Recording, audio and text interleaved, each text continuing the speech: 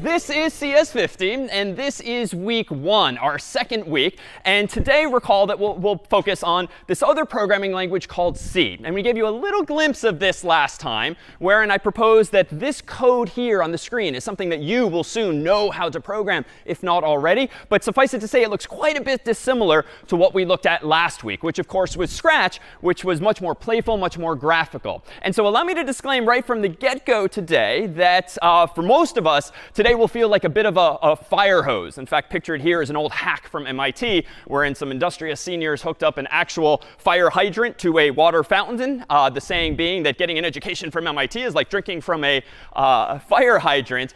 Today will feel a little bit like that, because this is sort of a special occasion that you don't really have occasion to describe very often, but it's one in which we're all going to learn a new language. And indeed, that's not something we do every day. And so at the first glance, it's going to look like a lot of new syntax, a lot of new ideas. And yet, allow me to reassure that what will soon look like this C code here, is fundamentally the same thing that you've seen and now experimented with last week by way of Scratch. That is to say, within this other programming language, C, which is more traditional, which is more text-based, more keyboard-based, we're still going to see functions, conditions, Boolean expressions, loops, and so on. They're going to all look a little different, but the ideas are the same. And so much like when walking into someone's home for the very first time and getting the lay of the land and seeing a lot of things that you haven't seen before, you typically don't care about all of those visual details. You might just simply walk forward and sit down. Similarly, today, we're about to see a whole lot of details in the world of this programming language, but the goal at hand is to ignore things at first glance that we don't necessarily understand and latch onto those ideas that are familiar from last week. So how do we go about actually writing computer programs? How do we go about writing them well? And so allow me to propose that there's a few guiding lights that should guide writing of code. One, of course, is correctness. And we explored this last week, whereby the correctness of your code just speaks to, does it work as intended? When you double-click some icon, when you run some command, does the program that you or someone else wrote behave correctly? Does it do what it says? But there's other aspects to writing good software and writing good programs, and that has to do with design. And we alluded a little bit to this last week, but with design, it's more of a qualitative, a more subjective measure, just how well written your code is. So imagine, for instance, from taking a class where you have to write essays. You could certainly make very correct arguments, but you could make very correct arguments by writing very long, rambling sentences, repeating yourself, and generally not writing a very good essay or paper. Now, it might be correct. There's nothing in that paper for your English class, history class, or whatever it may be that you said that was incorrect, but you might not get very good marks on it because it's just not very well designed. And so similarly in the programming world, is there this notion of actually writing not only correct code, but well-designed code, wherein you don't repeat yourself. You write code that's fairly efficient. It doesn't do more work than it actually needs to. And then lastly, let me propose for today onward in this class that there's a third axis you should keep in mind when it comes to writing good code, and that has to do with style. This is much more of an aesthetic. So this, in the analogous world of writing an essay, would be, are you using good punctuation, capitalization? Are you indenting new paragraphs? And those kinds of aesthetics that fundamentally don't change the correctness of what you're saying, don't change necessarily the quality of the arguments that you're making, but the style of your essay, much like the style of your code, makes your code much, much more readable. So when it comes to writing good code, you want it first and foremost to be correct, but also well designed and also well styled, much like, again, you would when writing an essay that you would hope would reflect well on your capabilities as well. So when it comes to writing code like this, for instance. This first C program that someone last week proposed quite simply prints out on the screen, hello world. Well, how do we go about writing this code? Last week, we wrote code by going to scratch.mit.edu and then dragging and dropping puzzle pieces. Today's going to be a little different. We're going to use a different tool here on out, and we're going to use our keyboard much more than our mouse to actually program. But to do so, we're going to go ahead and introduce the first of several tools this semester, this one known as CS50 IDE. IDE is an acronym, a term of art in programming that stands for Integrated Development Environment, which is just a fancy way of saying in this context that CS50 IDE is CS50's own web-based programming environment. And it's not specific to CS50 per se. We've simply added a number of educationally useful features on top of a third-party cloud tool that anyone on the internet can use. And our own version thereof lives at this URL, ide.cs50.io. So you're welcome to follow along at that URL today, but you need not during lecture itself. But on this upcoming problem set and beyond, will you actually use and get more familiar with this tool hands-on. So let me go ahead and open up this tool here. So I've already logged in advance. And what you see here is the basic user interface that's available to you. And fortunately, there's only a couple of salient features that we need point out right now. So at the top of this screen here is just a big black rectangle that in a moment is going to be filled with code, much like using Google Documents or something like that, where you can create new tabs and create new files. This is where I'm going to do my programming along the top of the screen. And along the bottom is what we're in a moment going to start calling our terminal window. It's in this terminal window that I can actually run commands and ultimately run my actual code. But let's go ahead and write our very first program in this environment and realize that this tool indeed is not very CS50 specific. It's meant to be representative of a very common, popular programming environment where you have a so-called text editor or tabbed windows where you can write code, and a terminal window where you can actually run commands. Ours happens to exist in the cloud, but you can alternatively program certainly on your own Mac or PC or any other device these days. But frankly, it tends to involve just a non-trivial number of technical difficulties early on, especially when we all have different versions of Mac OS and Windows and the like. So this cloud-based environment just ensures that on day 0, we can all have the same exact programming experience. So I'm going to go ahead and do this. I'm going to go ahead and go up to File and New File. And this is going to create a new tab, by default called Untitled1. Not very interesting. So I'm going to now go up to File and Save. And by default, I'm going to save this file as, for instance, the name hello.c. So I want to write my very first program in this language called C. I'm going to call my file hello, but I'm going to end it in a file extension called .c. And that's indeed the convention. When writing C programs, they should end with .c, just like Scratch programs, as you may recall, end in .sb3.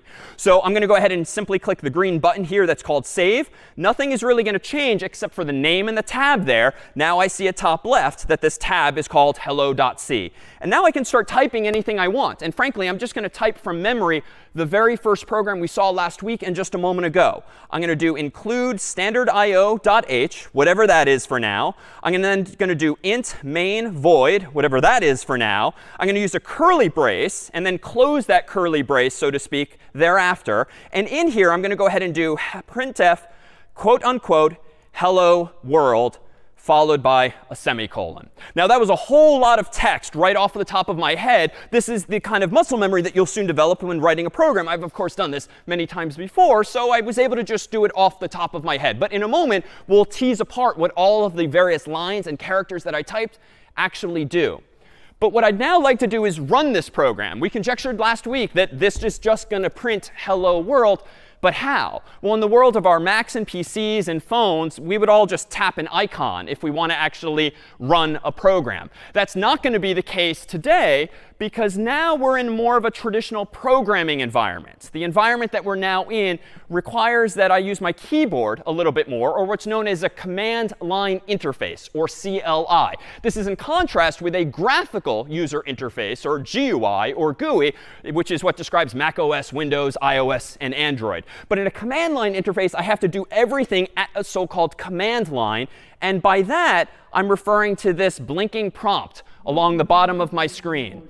Along the bottom of my screen here, again, I described as the terminal window, where I'm going to type commands. And this is my command line interface. Anything I type here is going to get sent to this computer and hopefully execute on its own hardware. So how do I do this, and what do I do? Well, the catch, of course, is that when writing code in C or Python or Java or bunches of other languages that happen to exist, that's really meant to be written and understood by me and you, the humans. But per last week, what is the only language, in a sense, that computers understand? Brian, could we call on someone for this? What language do computers only speak? Because I think there's a disconnect between where we left off last week and where we're currently at if I'm writing code that now looks like this. Cindy, what language do computers speak, would you say? Binary. Binary. And just elaborate a little bit. What do you mean by binary, to recap? Yeah, so they use ones and zeros to represent everything. Exactly. They use ones and zeros to represent everything. And last week we focused on only things like numbers and letters, then colors and images and videos and sound and so forth. But we didn't actually speak to built-in functionality, which computers also use zeros and ones to represent. That is to say, computers, of course, have the ability these days to print something on the screen. And that notion of printing, that function, that functionality, also is represented underneath the hood of a computer, so to speak, by some pattern of zeros and ones. Which is to say that everything I just typed, even though it kind of sort of looks like English and kind of sort of clearly says print hello world, the computer, ironically, does not know what it is I have just typed. In order for it to understand what I've just typed, I need to actually convert it to zeros and ones. And so indeed, the next step in this process is to take what I'll describe as my source code written here in C. And last week, too, we saw source code. It was just graphical. It was those puzzle pieces in Scratch. This is my source code that, even though cryptic is something I, at least the human, eventually can read and write, but I need to literally convert it to patterns of zeros and ones that the computer can understand. Now, how do I get to this point? Well, thankfully, we have a mental model from last week that involves problem solving. And here's a problem. How do I take source code written in this language, supposedly called C, and convert it to zeros and ones that the computer understands? Well, my input, I dare say, is going to be my source code. And my output, ideally, is going to be what we'll call machine code. Machine code is just a term of art describing the zeros and ones that computers understand. We didn't use that expression last week, but this just refers to zeros and ones on the right and C code on the left. So that invites the question, well, what is between my source code and machine code? If I take my source code and feed it into the proverbial black box, how do I get out of this black box the zeros and ones that the computer understands? Well, I need a special program that we're going to start calling a compiler. A compiler is a program that you can download for free or pay for back in the day that is a program designed to convert source code to machine code. So all I need to do if I want to actually solve the problem as stated earlier, whereby I have written this code in C and I now need to convert it to zeros and ones, I just need to give myself access to a compiler. And it turns out one of those exists within CS50 IDE. And this is a tool you could download on your own Mac or PC or the like. And for now, we're going to describe that tool as being quite simply called make. Literally, if I want to make my program, I'm going to go ahead and type make hello. And then I'm going to run it with a little bit of a cryptic syntax, /hello. But let's see that in action to tie this all together. I'm going to move my cursor down into my terminal window or my command line interface. And I'm going to literally type hello. Notice I am not typing make hello.c. I'm typing the name of the program I actually want to make. And I just want to call this program hello. The compiler is going to infer from this command that I actually intend to compile a file called hello.c. I'm going to go ahead and hit enter. There's some crazy cryptic output. More on that another day. But the fact that I don't see any big, scary red error messages is a good thing. This means that my program compiled successfully. Why? There's just no yellow or red messages to say otherwise. But now if I want to actually run this program, I need to type a different command. That's the analog of double-clicking an icon on your Mac or PC or phone. I'm going to type literally /hello. /hello essentially is like saying go into the current folder on the computer I'm using and look for a program called hello. I'm going to go ahead and hit enter, and voila, hello world. Now, I see, again, a $sign and some other text on the screen. And we'll tease apart in just a bit what this means. But notice this $sign is just a constant visual reminder of where my prompt is, where I can type more commands. And the computer has done literally what I asked. It printed out hello world. And now it's waiting for my second command. So that was the analog of just printing hello world out of the cat's mouth last week. But surely we can do more than this. But let's tie it back to what we did last week as well, so that not everything here is all that dissimilar. So recall that last week we had functions.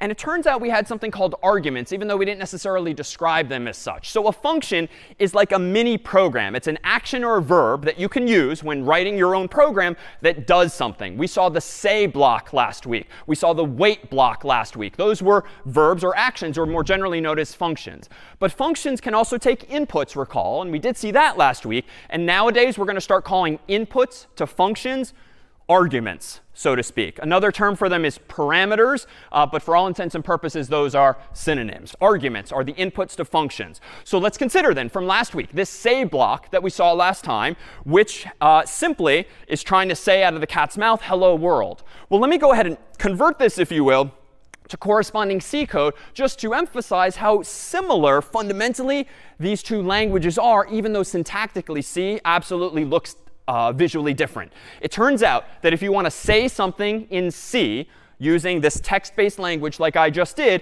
you're not going to write say, you're instead going to write print. That's actually a bit of a white lie. You're not going to say print, you're actually going to say printf for reasons we'll eventually see. It means print a formatted something or other. So printf is the analog in C of say in Scratch. Now notice in C, I've got this open parenthesis and closed parenthesis that nicely enough are kind of ovular in shape. And notice that they kind of mimic the white oval into which we provided input last week. So in between those parentheses are going to be my inputs to this function printf, otherwise known as arguments.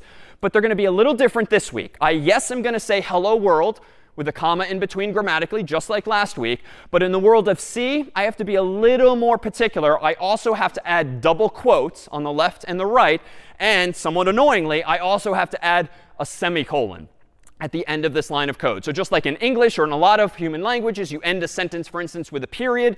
In many lines of code you will write in C, you've also got to finish your thought, in this case with a semicolon. So this then on the right is the closest way of translating this thing on the left from Scratch to C, respectively.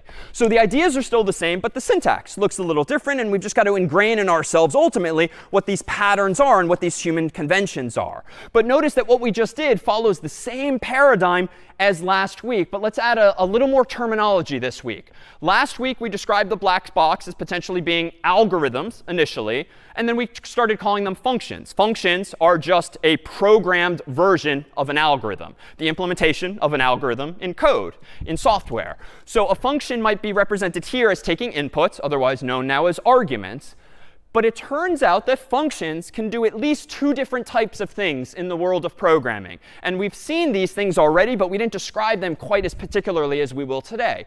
When a function takes inputs, that is to say arguments, just like hello world is an input to the say block in Scratch or the printf function in C, functions can have what are called side effects. And recall, we did see this last time. When we used the say block, it did output something, but more technically, it had a side effect, a visual side effect. When I used the say block last week and the printf function this week, you see something on the screen. And that is, yes, some form of output, but it's a little different from a different form of output that we saw last time. So a side effect of a function is often something visual that happens on the screen, like text or audio in that case.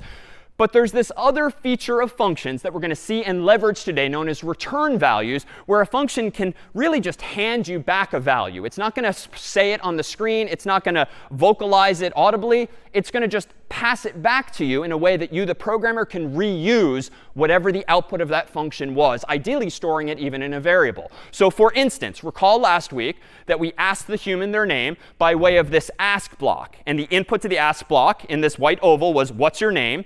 And then recall that this ask block was a little special last week because it gave us access to whatever the human ultimately typed in. And that is to say that the ask block last week essentially returned a value. It didn't just blindly display whatever word the human typed in on the screen. No, it instead returned it in some sense, metaphorically, and stored it in a special variable called answer. And so again, that's the difference. The say block literally says something on the screen, and there's an immediate visual effect. With the ask block, after you type in your name, you don't see your name printed or displayed again on the screen. Instead, your name is sort of tucked away in a variable, just like a mathematician would store a number in a variable like x or y or z. The onus was then on us, the programmer last week, to eventually do something with the value, my name, that was in that variable called answer. So how are we going to translate last week's ask block to C this week? Well, it turns out there's different ways to do this in C, none of which are very easy unless you use what's called a library. A library is code that someone else has written. And indeed, one of the things we'll use today is the so-called CS50 library, which is a bunch of code, not terribly much, that the staff and I wrote just to make it easier to do simple things. These are training wheels of sorts that will take off completely within a few weeks' time. But in order to get started quickly, it's going to make it easier to do things like getting text from the user. So string is a term of art in the programming world. A string is text. It's a word, it's a letter, it's a paragraph, it's a page of text. It's just text in some form. String is what a computer scientist would call text. GetString is a function that we wrote that we will provide to you that does take inputs. Notice, per the parentheses here in C, it can take input. What might that input be? Well, just like the ask block, it's going to be a prompt that the human should ultimately see. So there's a bit more involved, though, than just using this function.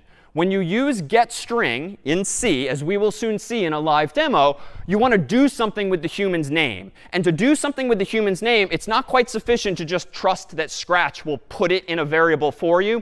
In C, as with most programming languages, it's a lot more pedantic. Like if you want something to end up in a variable, you've got to do it yourself. MIT is not going to magically put it in an answer variable for you. You have to do it yourself.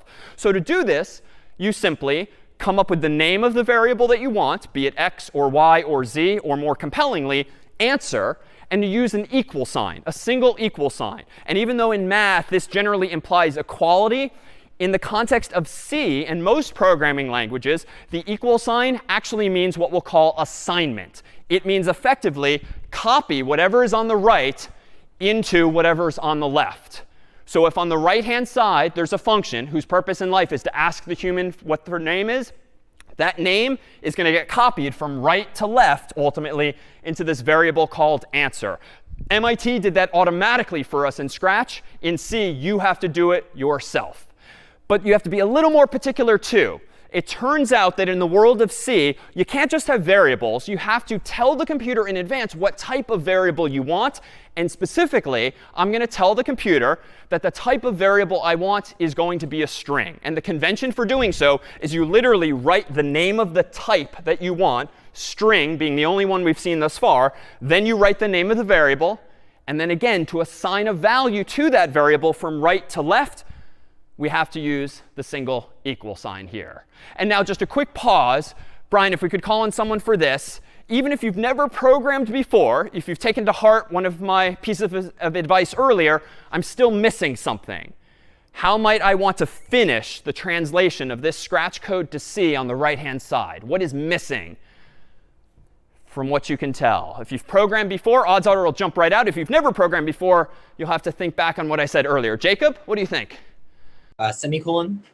Exactly. There's just one single stupid semicolon missing at the end of the line, which is necessary to make clear to the computer that this is the end of this thought. And I sort of impugn it as stupid because honestly, one of the biggest frustrations when learning how to code, as will now happen today and this week and beyond, is initially you're going to forget stupid things like the semicolon, or you're going to forget a single quote mark, or a parenthesis, or things like this. And the most important advice I can give today is just try not to get frustrated by those kinds of stupid things. It's a lot more interesting, it's a lot more useful in life to understand functions and loops and conditions, and not to let yourself get frustrated by the more minor aesthetic things that honestly will just come with practice. So if the very first mistake you make is missing a semicolon and it takes you 10 minutes, an hour to figure out what is wrong with your code, totally normal, and those frustrations go away quite quickly in time. So we then have this translation of one function to another. Where else can we take it from here? Well, let's take a look at one other translation that we used after that ask block. Last week, after we asked the human their name, as by providing an input to the function and getting some output, we then proceeded to do something with the return value or output of ask. Again, we ask the human their name. Scratch magically last week put your name into the answer variable, but then I did something with it. And this is what I mean to distinguish side effects, which just kind of happen to you, like something printing on the screen, like the cat saying something out of its mouth, versus a return value, which is a piece of information, like a name a human has typed in, being stored somewhere where you, the programmer, can make use of it later. It's not happening to you. It's being handed to you for subsequent use. And last week, in order to say hello, comma, world, all in one breath, so to speak, we kind of had to stack these puzzle pieces on top of one another, making the output of join the input of say. In C, this is actually a little easier, even though it's some new syntax. Again, printf is going to be the analog for say, and we've seen that a moment ago. We're still going to have the parentheses. We're still going to have the semicolon. So what goes inside now the input? How do I provide hello, comma, answer to C? Well, I'm going to go ahead and do hello, comma, in double quotes. But then this strange new syntax here, %s. This is what we're going to call a format code, and hence the f in printf.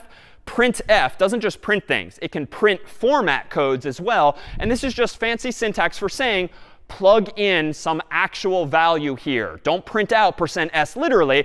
This is a placeholder for what will be s, a string. Well, what do I want to put there? Here's something new too. In Scratch, if you had two inputs to a function, you would have two ovals like this and this one here that you could either type words or numbers into or drag variables into. In C, there's no notion of ovals or graphics at all. So instead, we're just going to go old school and just use a comma. If you use a comma in between the parentheses as the arguments or inputs to a function, that's going to separate the one on the left from the one on the right, thereby being analogous to having two ovals in the world of Scratch. Now, there's something that's potentially a little visually confusing here.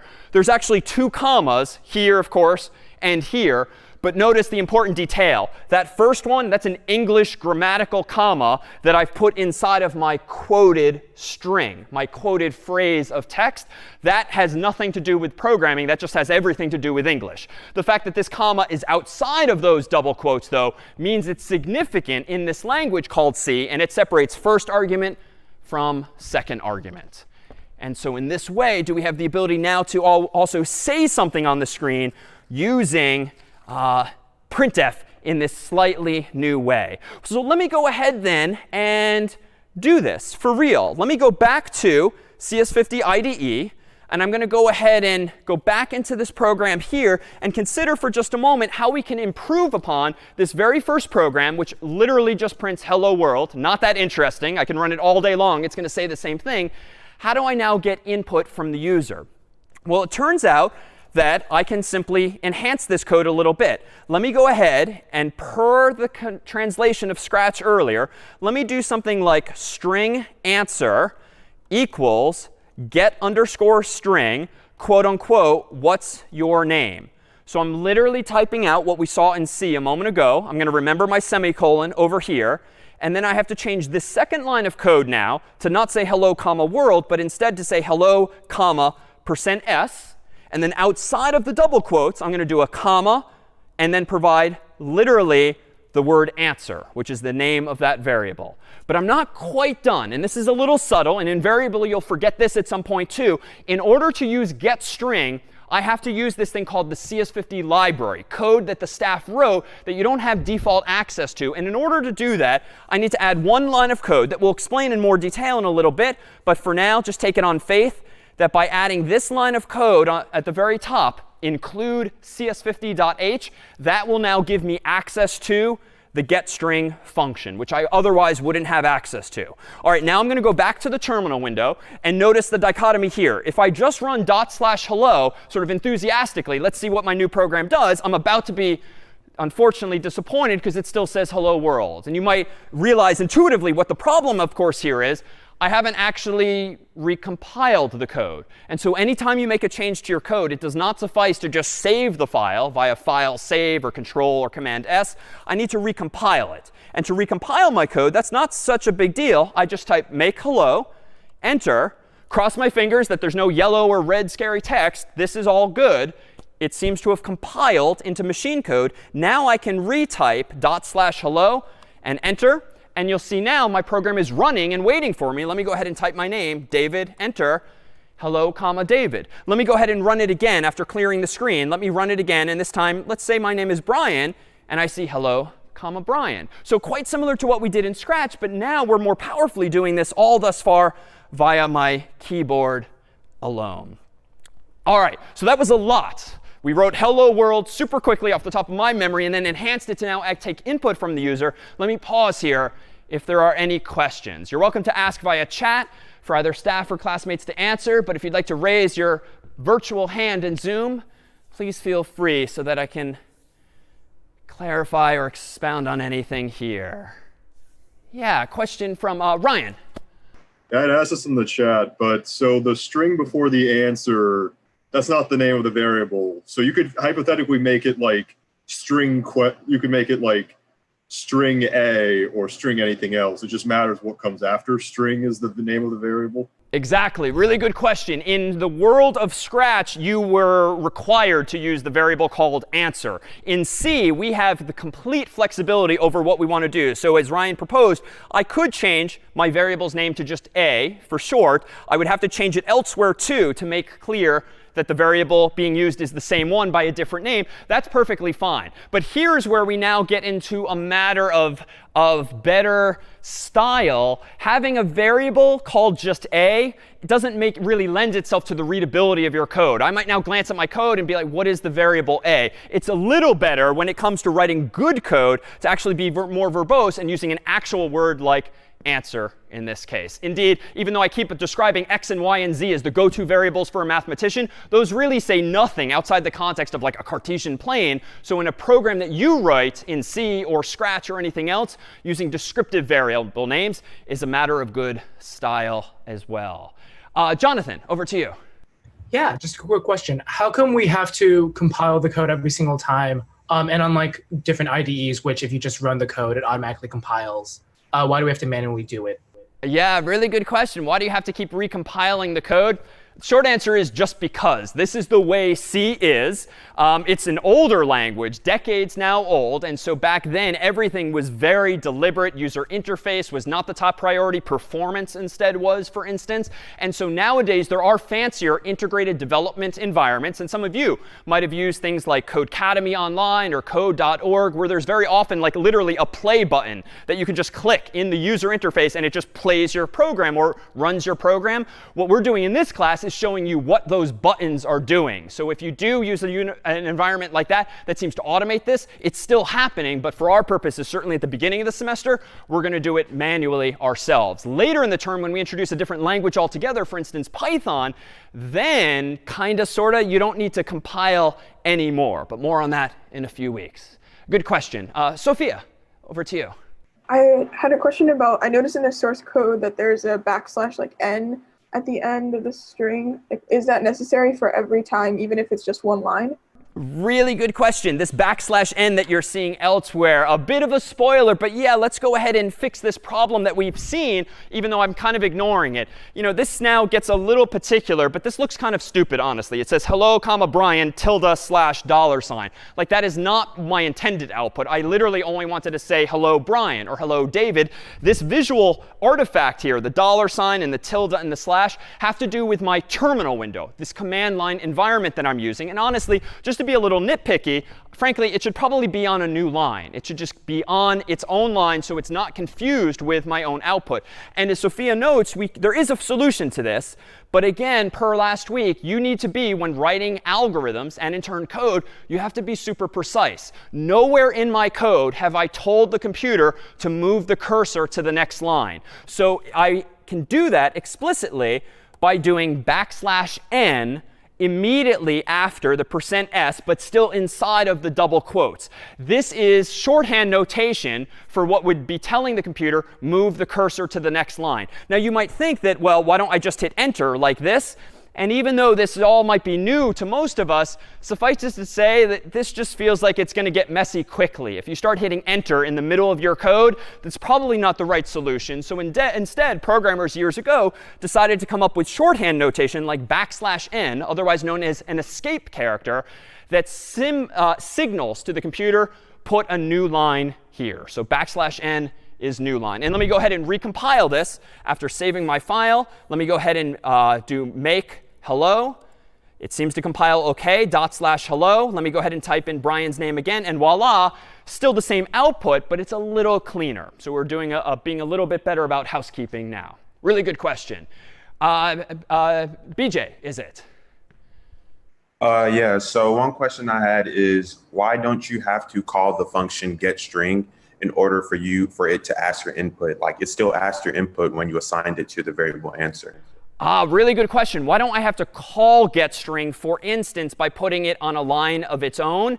The way that C and a lot of programming languages work is they will evaluate an entire line of code. For instance, what I have here on line 6, from right to left. At least in this context. When you have an equal sign on this in the code like I do here, that's telling the computer you first have to execute, that is, do what is said on the right-hand side, and then whatever the output of that thing is, store it on the left-hand side. So it is indeed getting executed. We're just now spreading things out on longer lines of code, if you will, if that makes sense. So getString is getting executed because it appears on that line. All right, so we've been taking for granted, frankly, a few details of these programs that it's probably only fair to start teasing apart. For instance, there was that int, main, void, and a whole bunch of other syntax. So let's tease apart some of these other lines of code that I just typed off the top of my head from memory, but kind of do need to be there in every C program you write. Let's at least start to make sense of some of that detail. Recall that in Scratch, we always started our programs initially with when green flag clicked. We eventually saw some other puzzle pieces, like when you hear an event or when there's camera motion. But this really kick-started most of the programs that we wrote in Scratch. What is the analog in C of the when green flag clicked puzzle piece?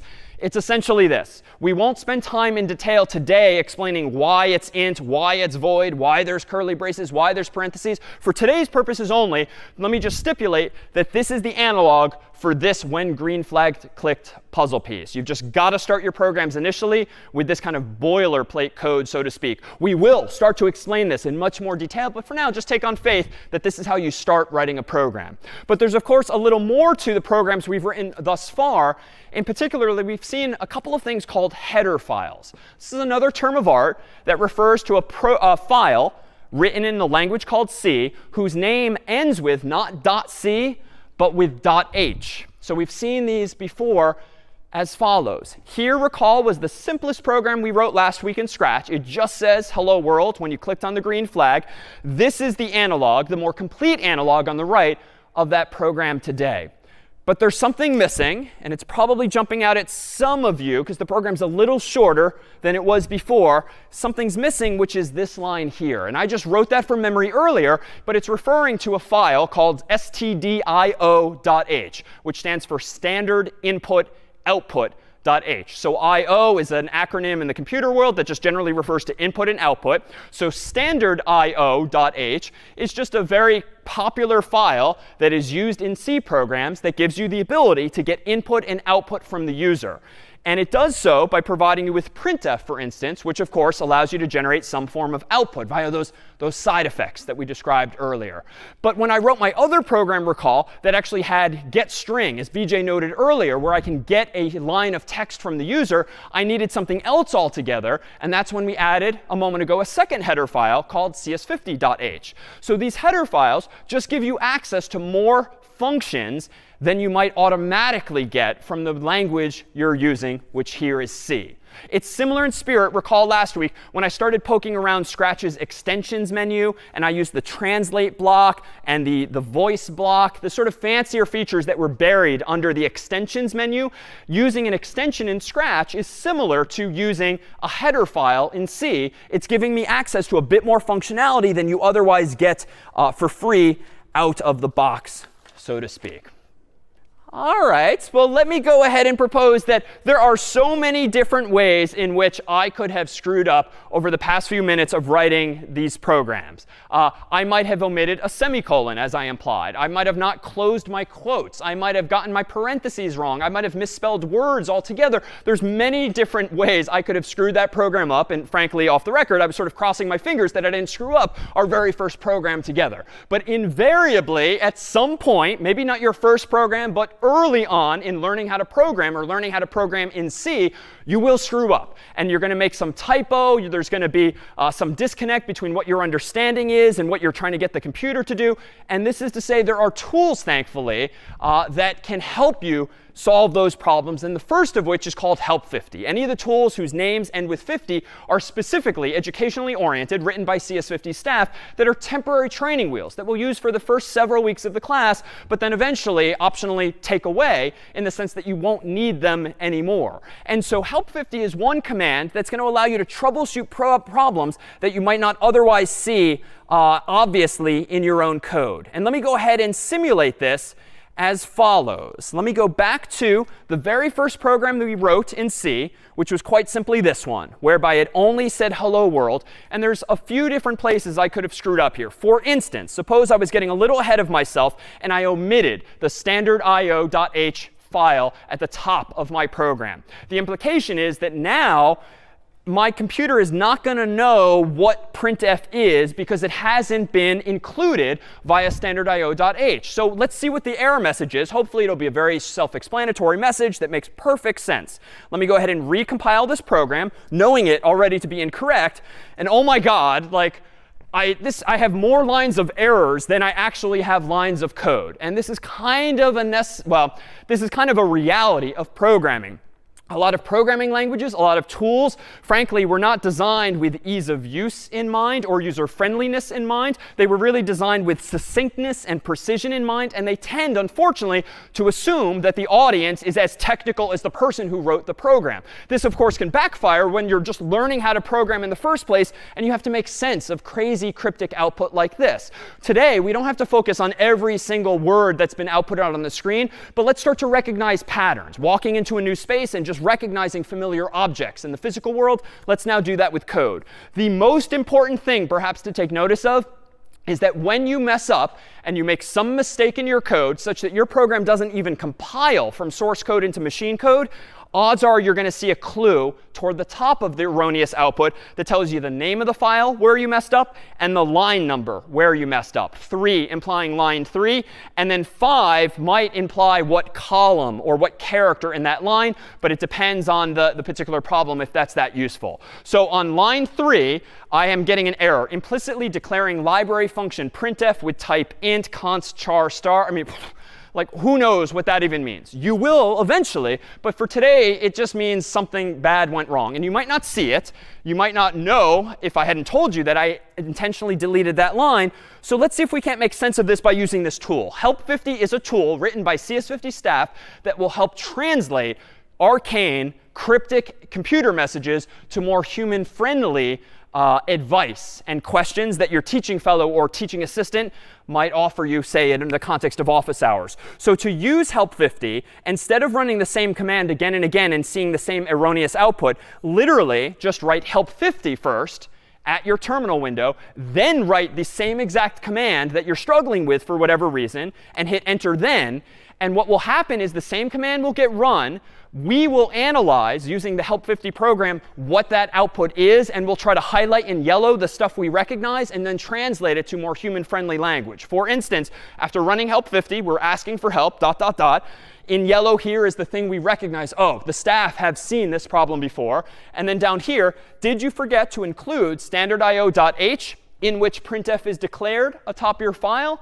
So hopefully, if we recognize the problem, we can guide you with this sort of rhetorical question that makes you realize, oh, yes, that's what I did wrong. So now I can go back up here, move to the top of my file, and include standard io.h. And now notice, if I rerun make hello, Voila, the problem is gone altogether. And we could do this all day long. There's so many places to mess up. For instance, I omit the semicolon now. Let me go ahead and make hello now without the semicolon. Now we're going to get a different error message. And you'll see again the name of the file where I messed up, hello.c. This time it's on line 5. And that's true because the line numbers moved down after I added more stuff up there. And you can see expected semicolon after expression. So this one's a little more straightforward. But you could run help 50 on this command too, just to get back a little more explicit advice. So help 50 will be your friend anytime you are having trouble getting your code to actually compile. Well, let me do something else that's bad now. I've very deliberately been writing fairly pretty code. I've indented the word printf. I included some blank line up here just to make it clear. I've put these curly braces, so to speak, on their own lines. But frankly, my computer, or CS50 IDE, is not so particular. I could technically get rid of this blank line. I could move this curly brace way up here. I could get rid of this indentation altogether and move it on its own line. And then I could just move this curly brace up here, thereby writing a program that's now only 2 lines long, not 6. But hopefully already, even if you've never programmed before, this should probably rub you the wrong way. This is like people in the real world that don't use punctuation in their social media posts or their emails or their text messages. They just kind of go on and on and on. And yes, the information is there. You can glean what it is they're trying to communicate. But my God, is it annoying. It's hard to read. There's probably a higher probability that there's a mistake. And it's going to be harder to find it because things aren't nicely balanced on the left and on the right and on the top and the bottom. So this is what would be described as bad style. My program is still correct. I've got the standard io.h, I've got the semicolon and everything else, but it's really bad style because it's just ugly. There's not much white space. There's not a lot of blank lines or indentation that just make it easier for you and I to read this thing from top to bottom. So notice it does compile. So help 50 is not going to help me fix this problem because it compiles OK. But it can run another program that we're going to call style50. This is another educationally oriented tool that's installed in CS50 IDE that allows you to figure out how to improve the style of your code. So when I run style50 on this prettier code, it indeed looks good. But it's still giving me advice. It's telling me to add something called comments. And a bunch of you figured this out in the world of Scratch. You can add little sticky notes or Post-it notes to Scratch that are sort of notes to self that remind you what something does, or maybe explain to your teaching fellow or teaching assistant what something does.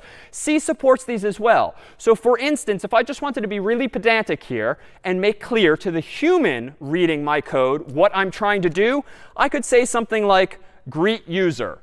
And notice the syntax here. I've put a new line above my existing line of code, and I've similarly indented it so everything lines up visually beautifully. I've done // which says, hey, compiler, this is a comment. This is for human eyes only. This is not actual C code per se. Then I hit the space bar, and then I just typed out an English phrase. And this could be any spoken language. But I went ahead and typed greet user. Why? Well, it's just a reminder to myself what the purpose of the following line of code is to greet the user. This is marginally better, for instance, than saying print hello world. And let me just ask here, even if you've never programmed before, why is the first comment a better comment than the second? Like, why should I say, if anything, greet user instead of print hello world in the form of these comments? Yeah, Olivia, what do you think? OK, it tells you the purpose of the code. Yeah, the purpose of the code as opposed to what? What distinction are you making? Versus telling you exactly what it's doing. Yeah, exactly. If your comment is almost identical to the actual code, you're not really conveying much more information to the reader, let alone yourself in the future.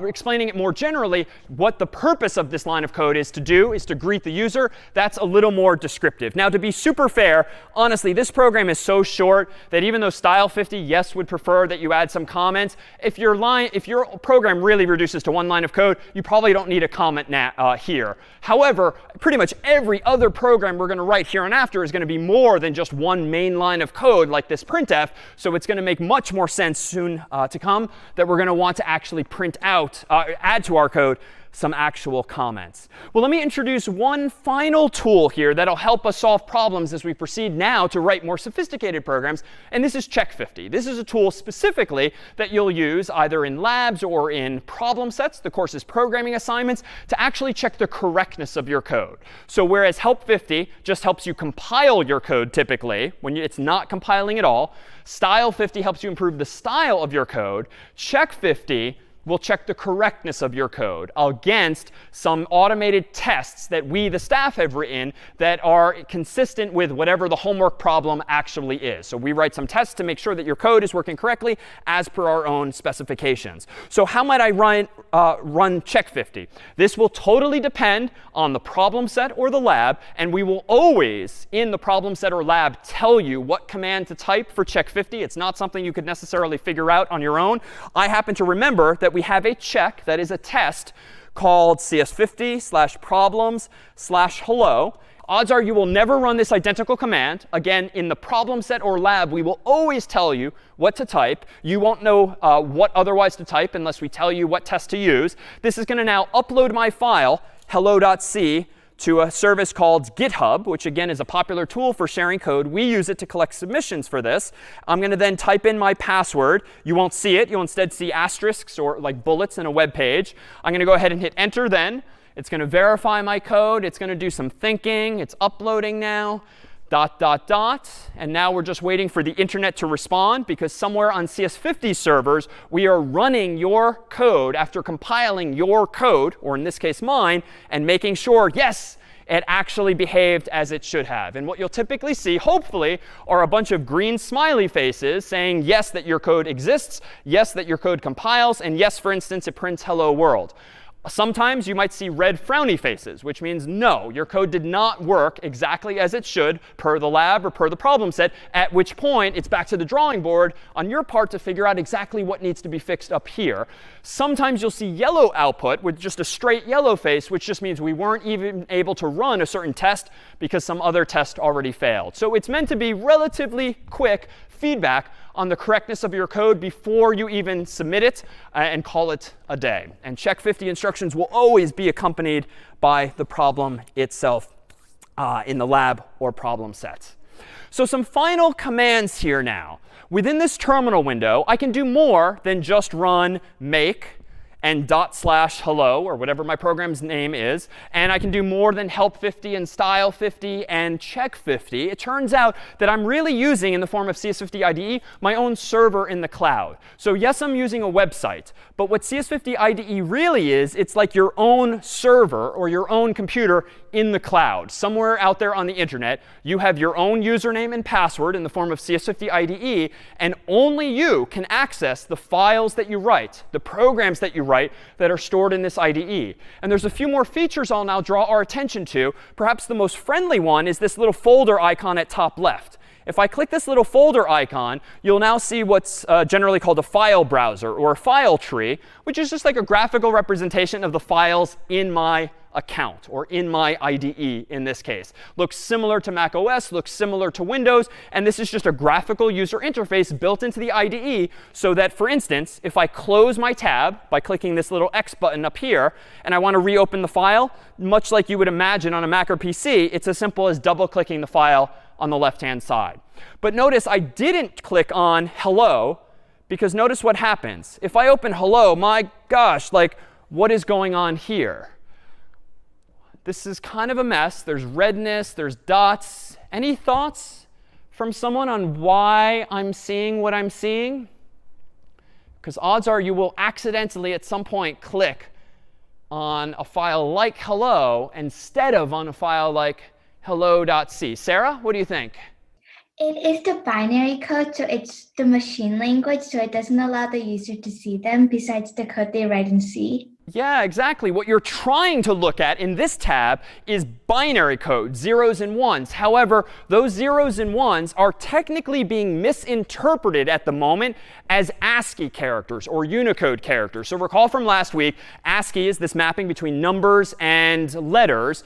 And numbers, of course, are just patterns of zeros and ones. And this looks super cryptic because we're trying to misinterpret zeros and ones as though they're ASCII characters. And recall that there's many many more characters in ASCII and Unicode than A through Z. And the numbers, there's some unprintable characters. And indeed, all the funkiness we're seeing here is just a misinterpretation of zeros and ones that are instructions to the computer, machine code for the computer being misinterpreted as text. So you can't edit a binary file like this, so to speak. You should just close hello when you do something like that and make sure you've double-clicked on and opened your actual source code file as well. So we've seen strings, and there's other data types, and there's other functions, and there's loops and conditions and so much more. I think we're at a good point now to perhaps take a break, let this sink in. Why don't we go ahead and take a 7-minute break, and when we resume, we'll introduce a few more features of C and compare them against what we saw last week in Scratch. So we'll see you in 7 minutes. All right, we are back. So recall where we left off was we were looking at this graphical user interface at top left, the file browser, the file tree. That just gives us more graphical access to the files in our account. But let's now do this the old school command line way in my terminal window. So it turns out that using our terminal window, can we not only compile code and run check 50, style 50, help 50, and the like, we can also manipulate files and folders even that happen to exist in my IDE. That is, in the computer I have access to here in the cloud. And the first command I'd propose is that we type ls. ls is shorthand notation for list, and quite simply, ls lists the files or folders in your current folder. So this would be like double-clicking on your My Documents folder in Windows or Documents in Mac OS. ls just lists the contents. Now notice hello is a little weird. It's highlighted in green, and there's an asterisk after it. And that's just a visual cue that that file is executable. That is a program that you can run with /hello. The star is not part of the file name. And of course, we see hello.c.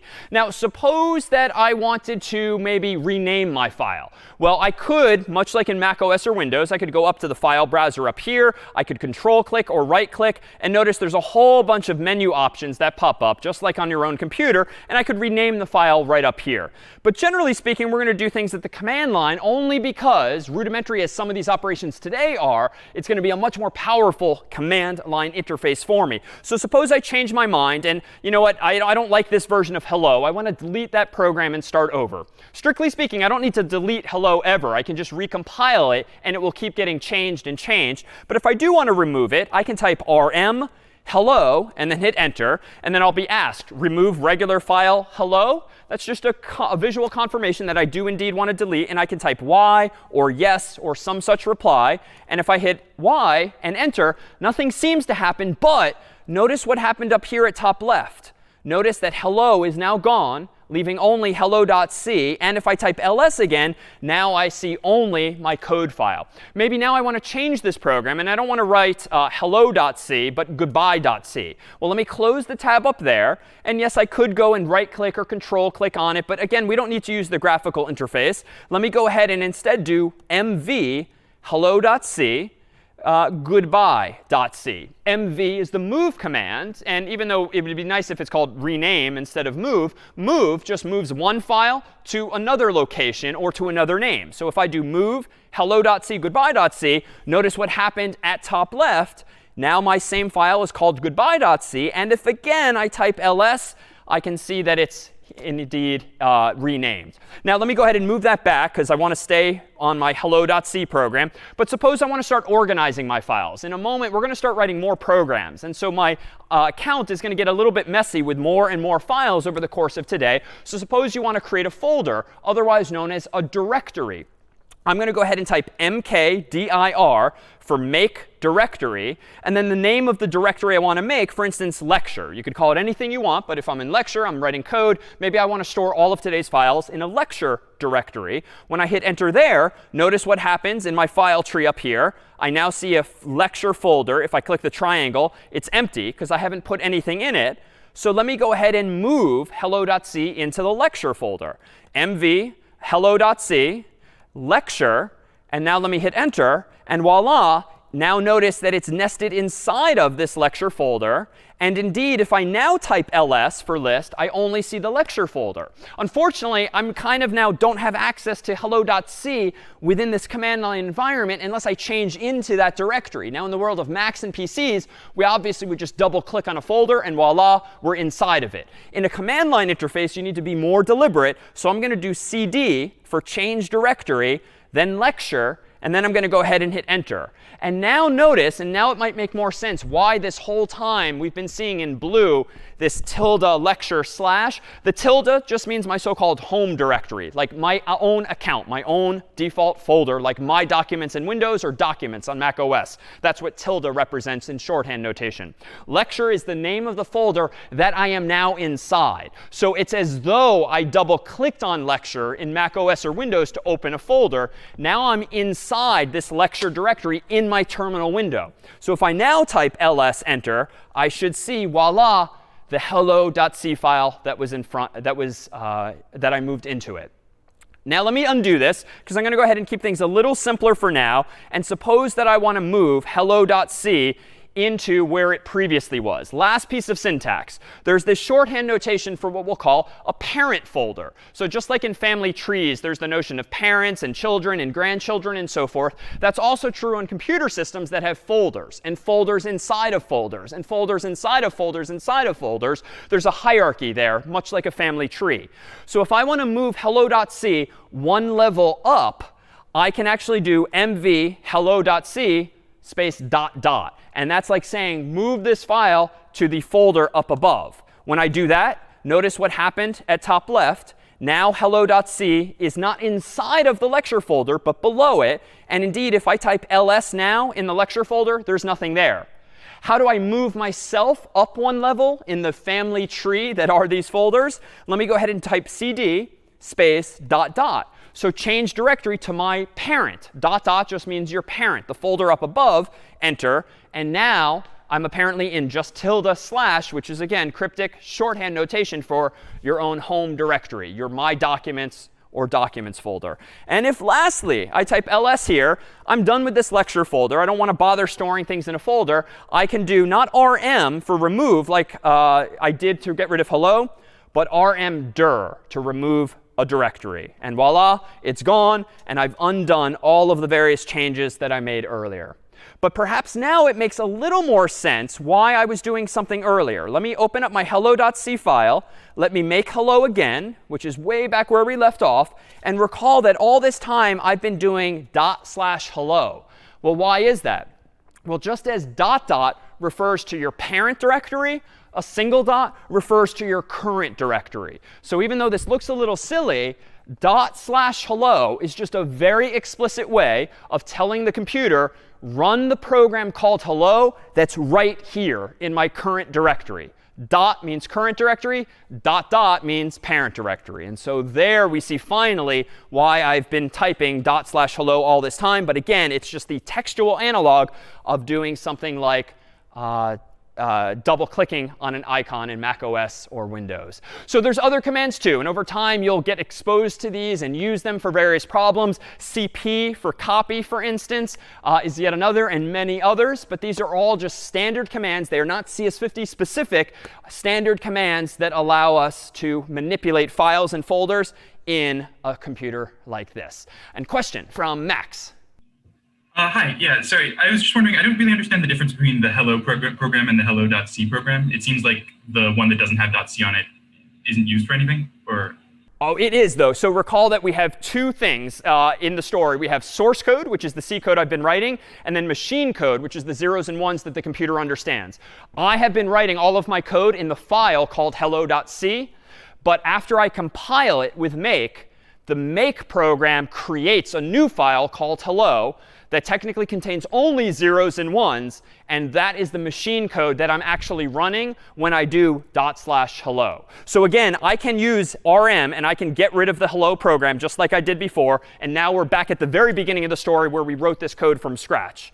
If I now type make, and let me do this now, ls, notice I've only got one file. Let me now do make hello. I see that cryptic output, but if I type ls again, now I have two files, and that's because only the green one with the asterisk is executable. That is the machine code that the compiler has created for me. And I should say and disclaim, I've been telling a little bit of a white lie today. Make itself is not actually a compiler. We'll see next week exactly what make is doing, but it's making it easier for us to actually compile our code. But more on that next time. All right, so we've seen only strings thus far, but it turns out in C and in a lot of languages, there's other things known as types or data types. That is to say, you can have variables and values that aren't just strings of text, but that are maybe integers, like numbers, 1, 2, 3, 4, or maybe floating point values, like 3.14159, or other such values. You can have Boolean values, which are only true or false. You can have characters or chars, which are single characters. This is to say, within a language like C, there's actually a whole bunch of data types that are available to you. String is only one of them. And there's even more than are on this list here. But this is just a list of some of the most common ones that we'll see today and we'll use this coming week in the first problem set that allow you to tell the computer not only to store a value in a variable, but what type of value to store in a variable. Moreover, we have in the CS50 library a whole bunch more functions. We've seen getString already. But similarly, have we created functions that you can use for problem sets, labs, and beyond that allow you to get a single character via getChar, that can allow you to get an integer via getInt, that can allow you to get a floating point value, which is a fancy way of describing a real number with a decimal point using getFloat. But it turns out that each of these data types, like int and float, only have a finite number of bits. And recall from last week that we played around with light bulbs and we played around with bits and zeros and ones more generally. It turns out that every one of these data types, char, double, float, int, long, string, and so forth, all use a specific number of bits. And it turns out that ints, for instance, integers in C, only use 32 bits. And that's great until such time as you want to count higher than roughly 4 billion, at which point you can't. We'll see later today that if you're only using a specific number of bits, you can only count so high. And so there exist other data types. For instance, a long. A long is another type of number in C that just uses 64 bits. So it gives you way more expressiveness, way more patterns of zeros and ones to count even higher. Similarly, a double is like a floating point value, a real number with a decimal point and some number of digits after it. A double allows you to have even more digits after it than a float would. So we'll see and use some of these data types in just a bit. Printf similarly has the ability to print out not only strings as we saw, but also using different format codes, other data types as well. These are a little more cryptic, and it's fine to look these things up as needed, but you'll eventually ingrain them for common use cases. %C is going to be the placeholder for printing a single character. %C for a char, so to speak. %F is going to be for a floating point value. So if you want to print out a real number with a decimal point, you're going to use %F. If you want to print an integer using printf, you're going to use %I for integer. If you want to print a string, we've already seen %S. And if you want to print a long integer, aka long, you're going to use %Li. And there's even others, but these are perhaps some of the most common. And it just means that, again, C really needs you, the programmer, to be precise. You can't just say print this. You have to tell printf how to print the variable or the value that you're passing into it. And then lastly, it turns out that in C, there's a whole bunch of operators, certainly mathematical ones, and bunches of others as well, just like Scratch had a whole toolkit of operators. And suffice it to say for now that C also supports addition, subtraction, multiplication, division, and even the remainder operator, which a little cryptically is represented with a %sign, not to be confused with printf's format codes. But this is to say that some of the earliest uses of computers, of course, were all mathematically oriented in spreadsheet programs like VisiCalc and the like, back before there was Excel and Google Spreadsheets. And they certainly, computers are very good at supporting math. And so these are just some of the operators that we'll now see are available to us. So let me go ahead and do this. Let me go back to my IDE after cleaning things up and starting fresh with just nothing in my terminal window and no tabs open. And let me go ahead and write my next program, this time using some more of these functions. I'm going to go ahead and create a file up here called addition.c. So addition.c, but I could call this anything I want, but it's important to add the .c Otherwise, the computer will not know that it's actual source code as opposed to machine code. And let me go ahead and make use of the CS50 library. So let me include cs50.h. Let me include standardIO.h so that I can use things like getInt and printf. And then again, for today's purposes, I'm just going to do int main, int main void, and then the curly braces. And again, for today, just take on faith, this is necessary. But we'll explain within a week or two exactly why we keep writing int main void. But for now, it's like the when green flag clicked puzzle piece. Let me go ahead now and get an integer from the user. Suppose my goal now is not to write a program that gets a string of text and prints out hello Brian or hello David. Let me go ahead and write a program that maybe asks for two integers, two numbers, and then just adds them together. So let me make the simplest of calculators using code. Well, I'm going to go ahead and declare a variable called x, just like a mathematician would. And I'm going to assign it the value of calling getInt. And I'll just say something like x colon. I could say anything I want. What is x question mark? But I'm going to keep it simple and just say x colon. Semicolon to end my thought. So again, similar in spirit to what I did with string before, but now I'm using getInt to get a number or an integer from the user. The quoted parameter here, or argument, is the input to printf, or to getInt, which is going to be the prompt that the human sees.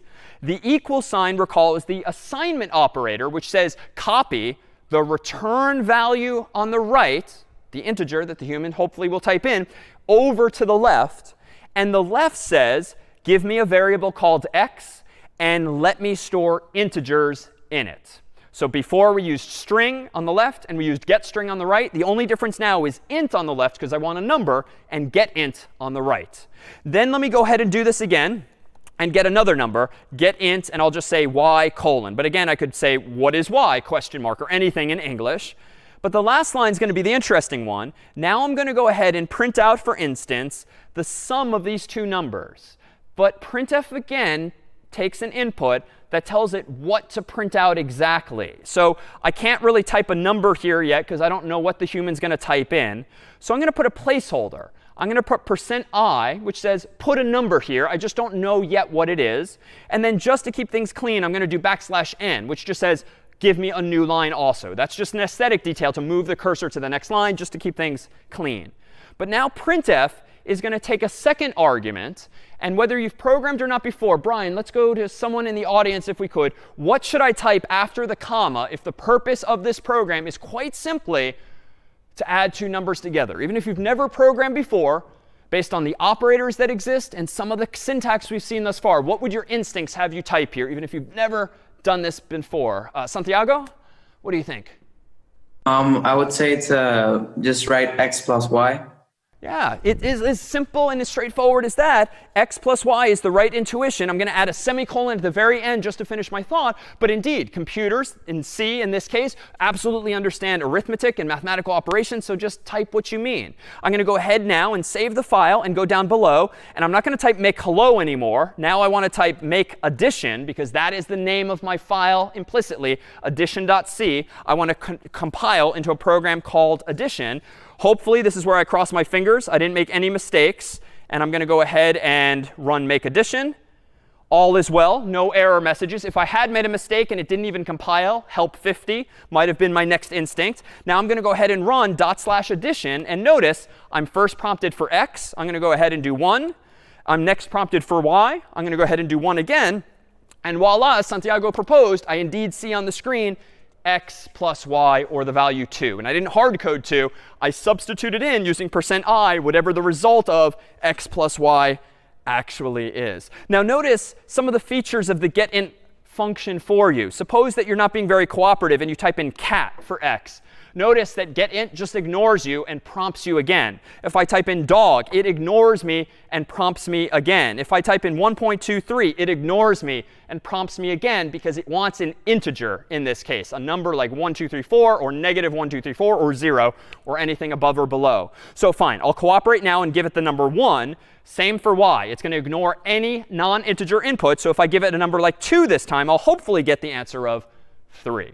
All right, so we have a basic calculator in C. We're using some basic building blocks as before. We've got these header files, which just give me access to getInt and printf respectively.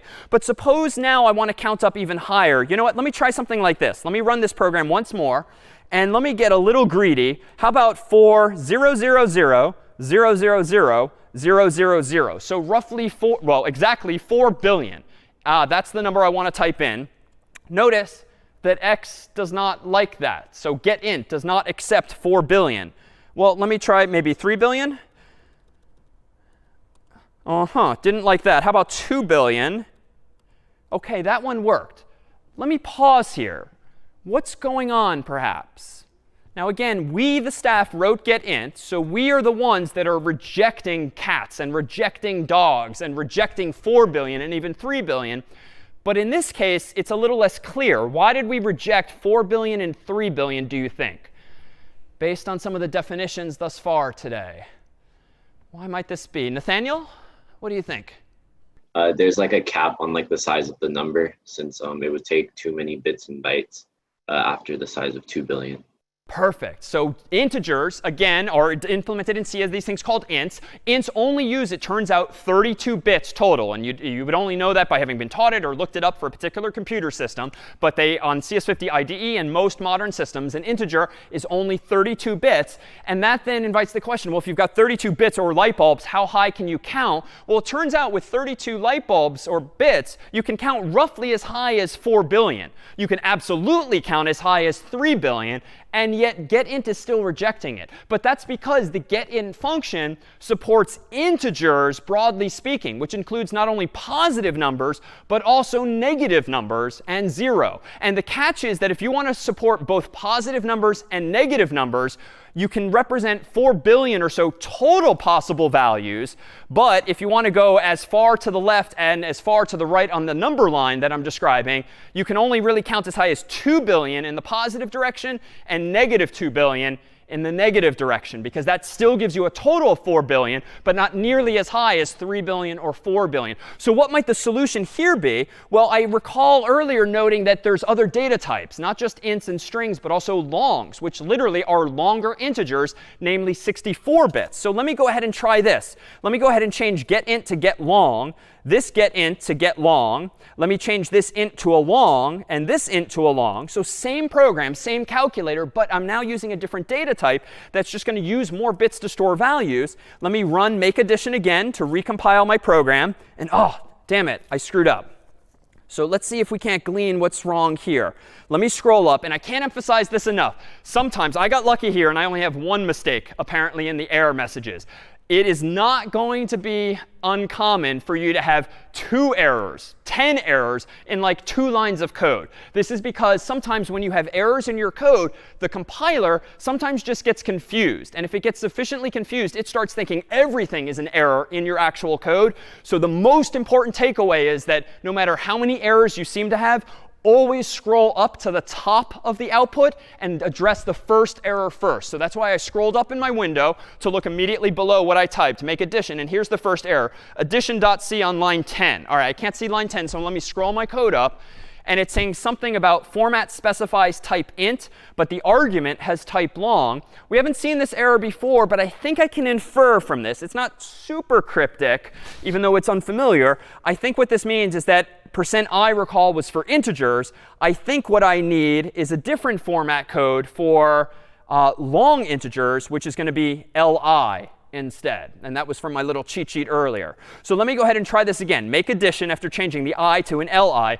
That indeed works. Now let me do, whoops, typo. Now let me do /addition. And now I'll type in 4, 0, 0, 0, 0, 0, 0, 0, 0, 0, 4 billion. Now getLong is happy. And it will accept such a long integer because it has enough bits.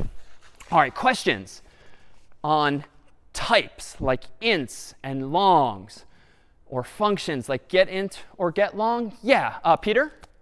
Yeah, when I typed 2 billion and both were integers, well, eventually it just gives you the wrong answer, some negative number. Is that because of the bits and bytes? Indeed, it's the same answer. So I didn't demonstrate that, but if you inputted both 2 billion for x and 2 billion for y, and then you tried to add those together, that would give you mathematically 4 billion.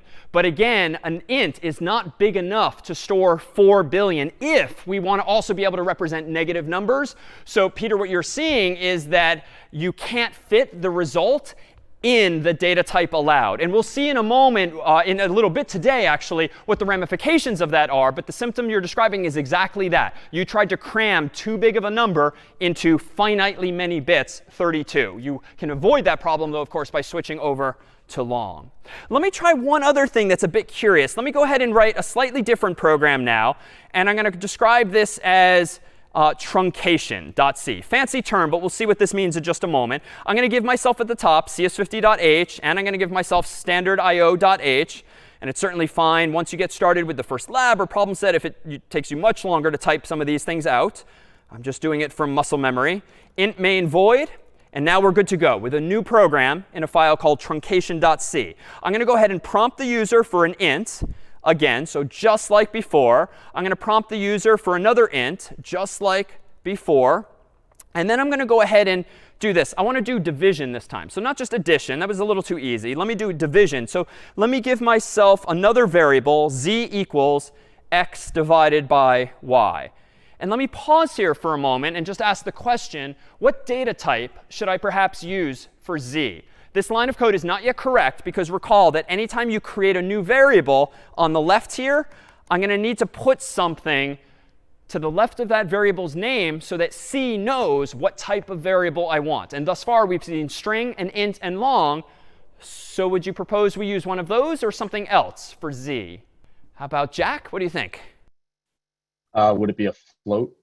Yeah, so float. So float, which is short for floating point value, which is the programmer's way of describing a real number. Let me go ahead and do that, a float. And I'm guessing your instincts for float were that, well, if you type in one number for x and another for y, and the result is a fraction of some sort, so something with a decimal point, we need to store it in a float so that we can actually store whatever the numbers are after the decimal point. So let's go ahead and do this. Let me now go ahead and print this out, %f\n, because I'm printing a float this time. And then let me go ahead and print out the value of z. And you know what? Just for good measure, let me start practicing good style here too. So get a number from user. Let me give myself another comment. Get another number from user. Or you know what? This seems a little silly. I can combine these lines. And why don't I just say get, for instance, numbers from user. That's a reasonable way to comment your code. And then let's just go ahead and divide x by y. But even this is getting a little pedantic because you can kind of read that from the code. So at some point, we might not even need a comment for that. So let's just simplify as such. Let's go ahead now and compile this. Make truncation. All right, it compiles OK. And I like how we used a float here. That does feel correct. So let me run truncation. And let me go ahead and type in, for instance, 4 for x and 2 for y. OK, I like that. It's 2.000. So that's a correct math calculation. How about 1 divided by 2? So x is 1, y is 2. And it's 0.000000. All right, well, maybe that was just a fluke. Let me try running it again. How about 2/3? 2 divided by 3. That's not right either. All right, how about 4/3? Let's put a bigger number for the x. So 4/3. OK, it's closer to right. But this is an example this week of a bug. So my code compiles. So syntactically, it's fine. But this is a logical bug. Like I've somehow used C code improperly. So what might be going on here?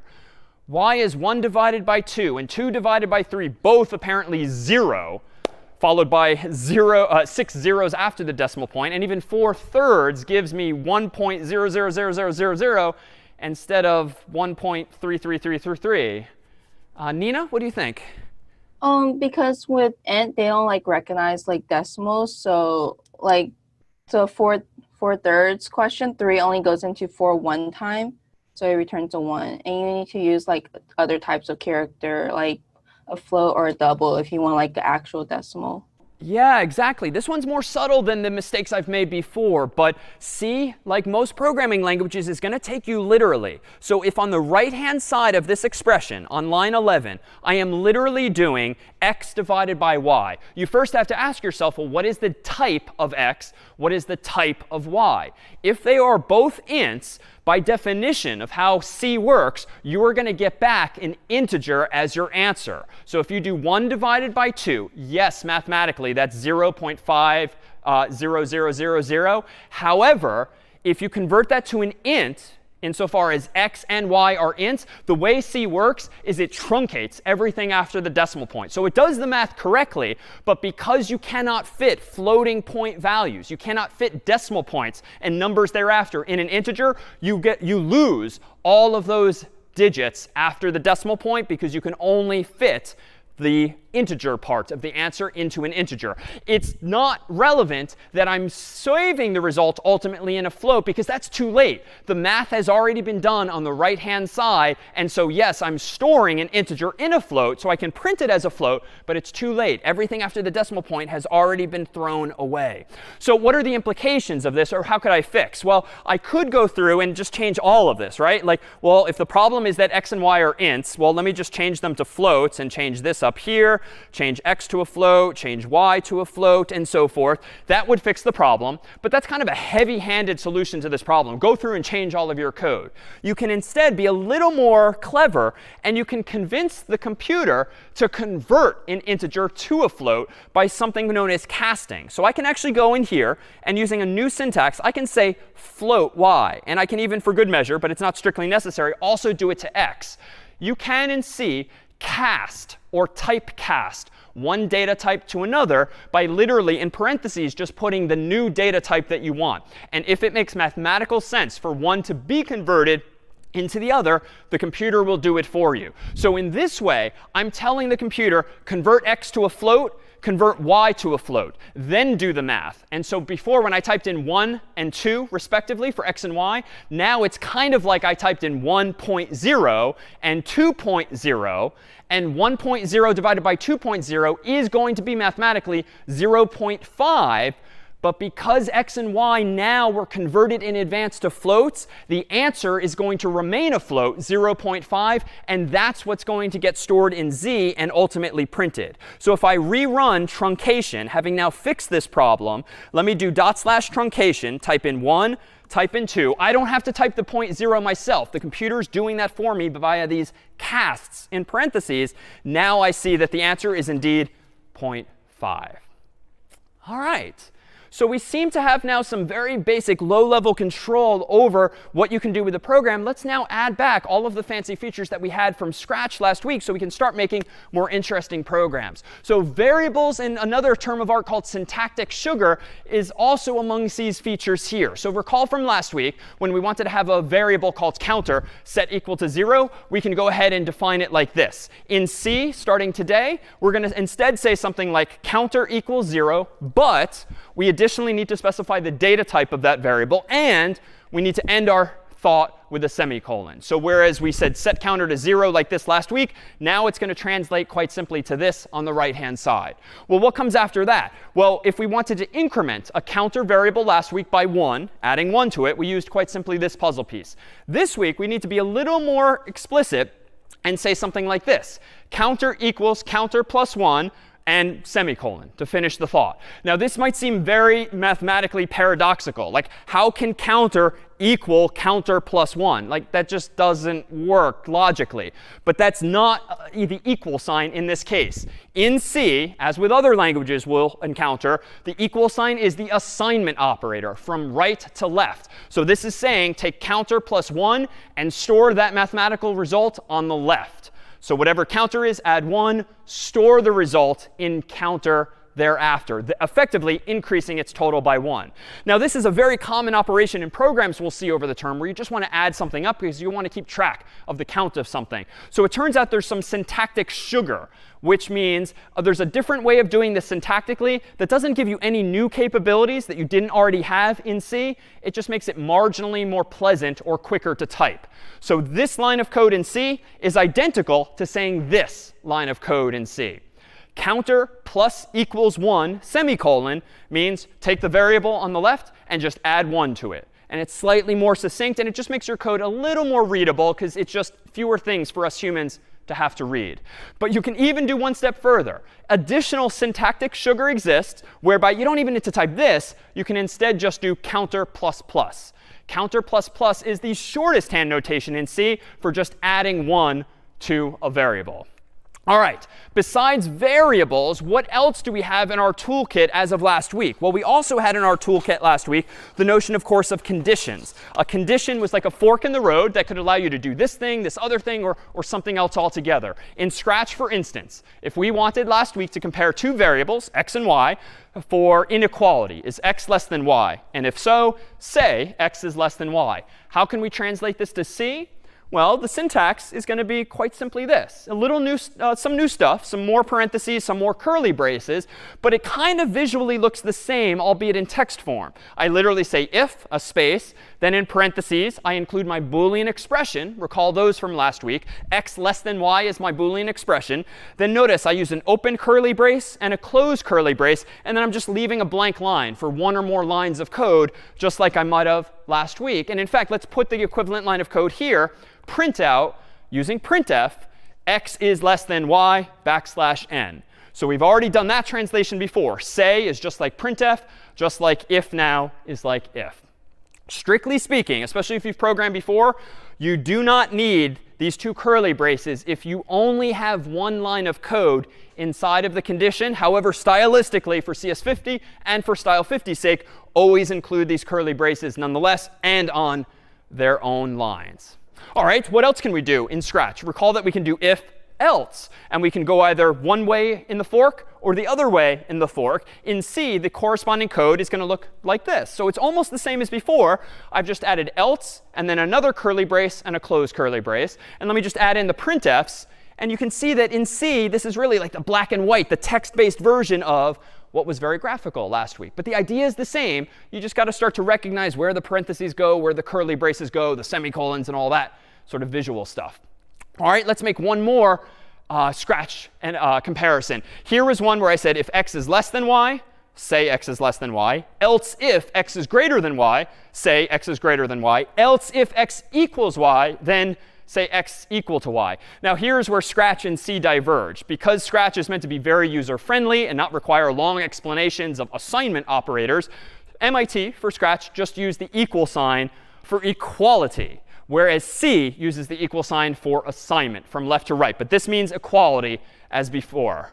All right, now notice the difference here. Everything is a line-by-line translation, although we can put else if on the same line and else if on the same line, except here's kind of a stupid workaround, right? In some sense, humans decades ago realized, oh, shoot, at one point, we've already used the equal sign for assignment. What do we use now for equality? Well, MIT ignored that problem and just used a single equal sign for equality. Computer scientists inventing C and subsequent languages, when comparing two values on the left and right for equality, use two equal signs, just because. One equal sign is assignment from right to left. Two equal signs is equality comparisons. Are these two values equal? But you know what? This is not necessarily well designed. It is correct. Logically, both my Scratch code and my C code is correct. But can anyone make an observation as to why the code is not necessarily well designed? I'm doing a little more work than I need to. I could tighten this code up a little bit. I could type slightly fewer characters and accomplish the same correct decision making. Any thoughts on in what sense this code is not perfectly designed? Gred, over to you. Yeah, so you used else if 2 times. You could have used else in the end and without the condition. Really good observation. I'm using else if twice, which logically is fine. This code is correct. It's asking and answering the right questions. But consider this. If x is less than y is one fork in the possibility, one fork in the road. Else if x greater than y is the second. What's the only other possibility logically in the world of math? Either it's less than or greater than or equal to. There's no reason to belabor the point and ask that third question explicitly. Let's simplify the code and marginally better design it as this. Just get rid of the else if, as you propose, which isn't that much cleaner, isn't that much shorter, but it does avoid asking an additional question. So instead of maybe 3 questions being asked, now there's only 2. And frankly, if you're writing a lot of code or doing this again and again and again, that kind of difference might very well add up and indeed give us now some better code.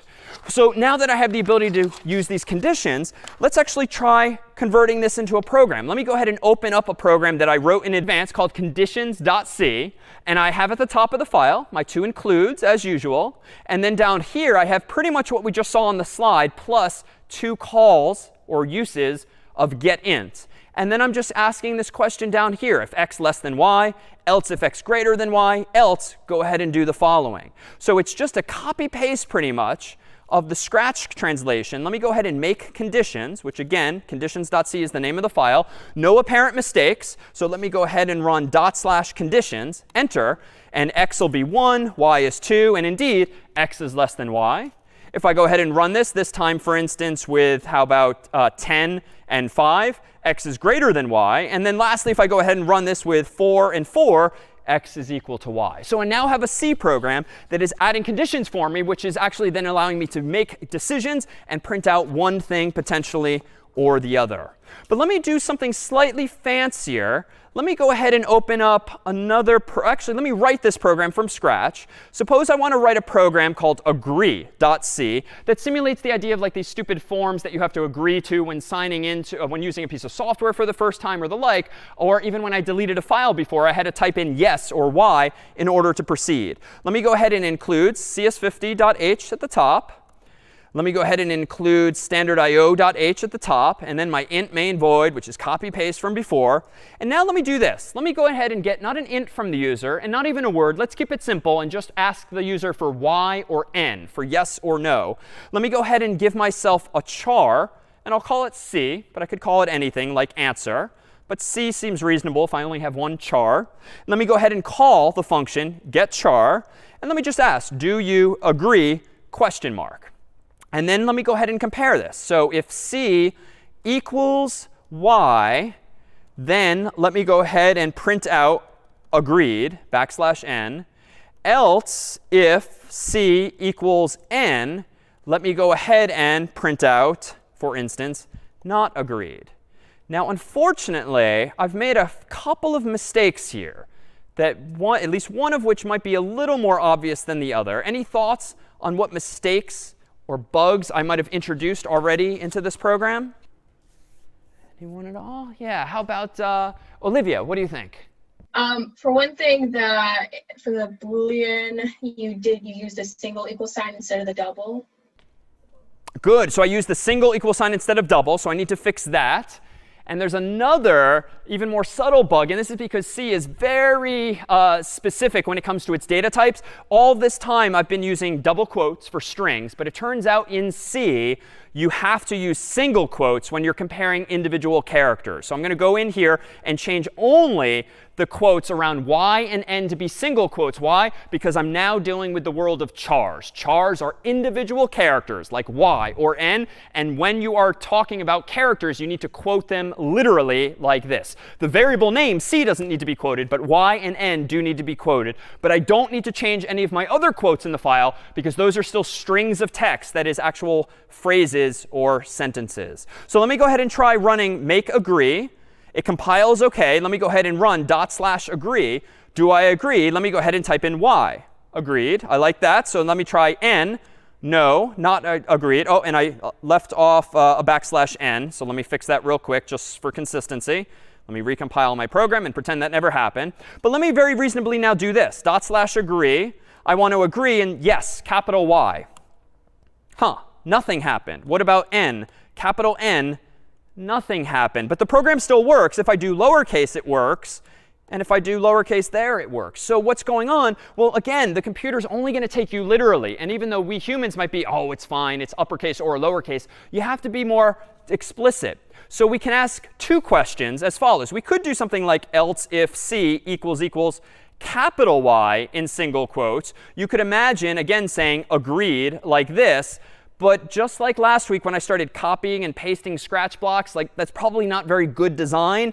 Similarly, this block of code, lines 11 through 14, is almost identical to 7 through 10. Let's just get rid of one of them. And let's see if we can't combine these thoughts. Let me express if C equals y, or C equals capital Y. And indeed, you can use this vertical bar operator, which is the logical OR operator, and actually say two questions at once. It turns out you can do this with the notion of AND, a logical AND, by using ampersand, ampersand. More on those another time. But two vertical bars is the equivalent of just saying if this on the left or this on the right. And now if I save and recompile the program with make agree and do /agree, you'll see that I can type in y in lowercase or y in uppercase, and now it works. So again, it would have been correct to just add another else if and another else if, but again, not necessary because I can combine these thoughts and make my program better designed. And notice too, all this time,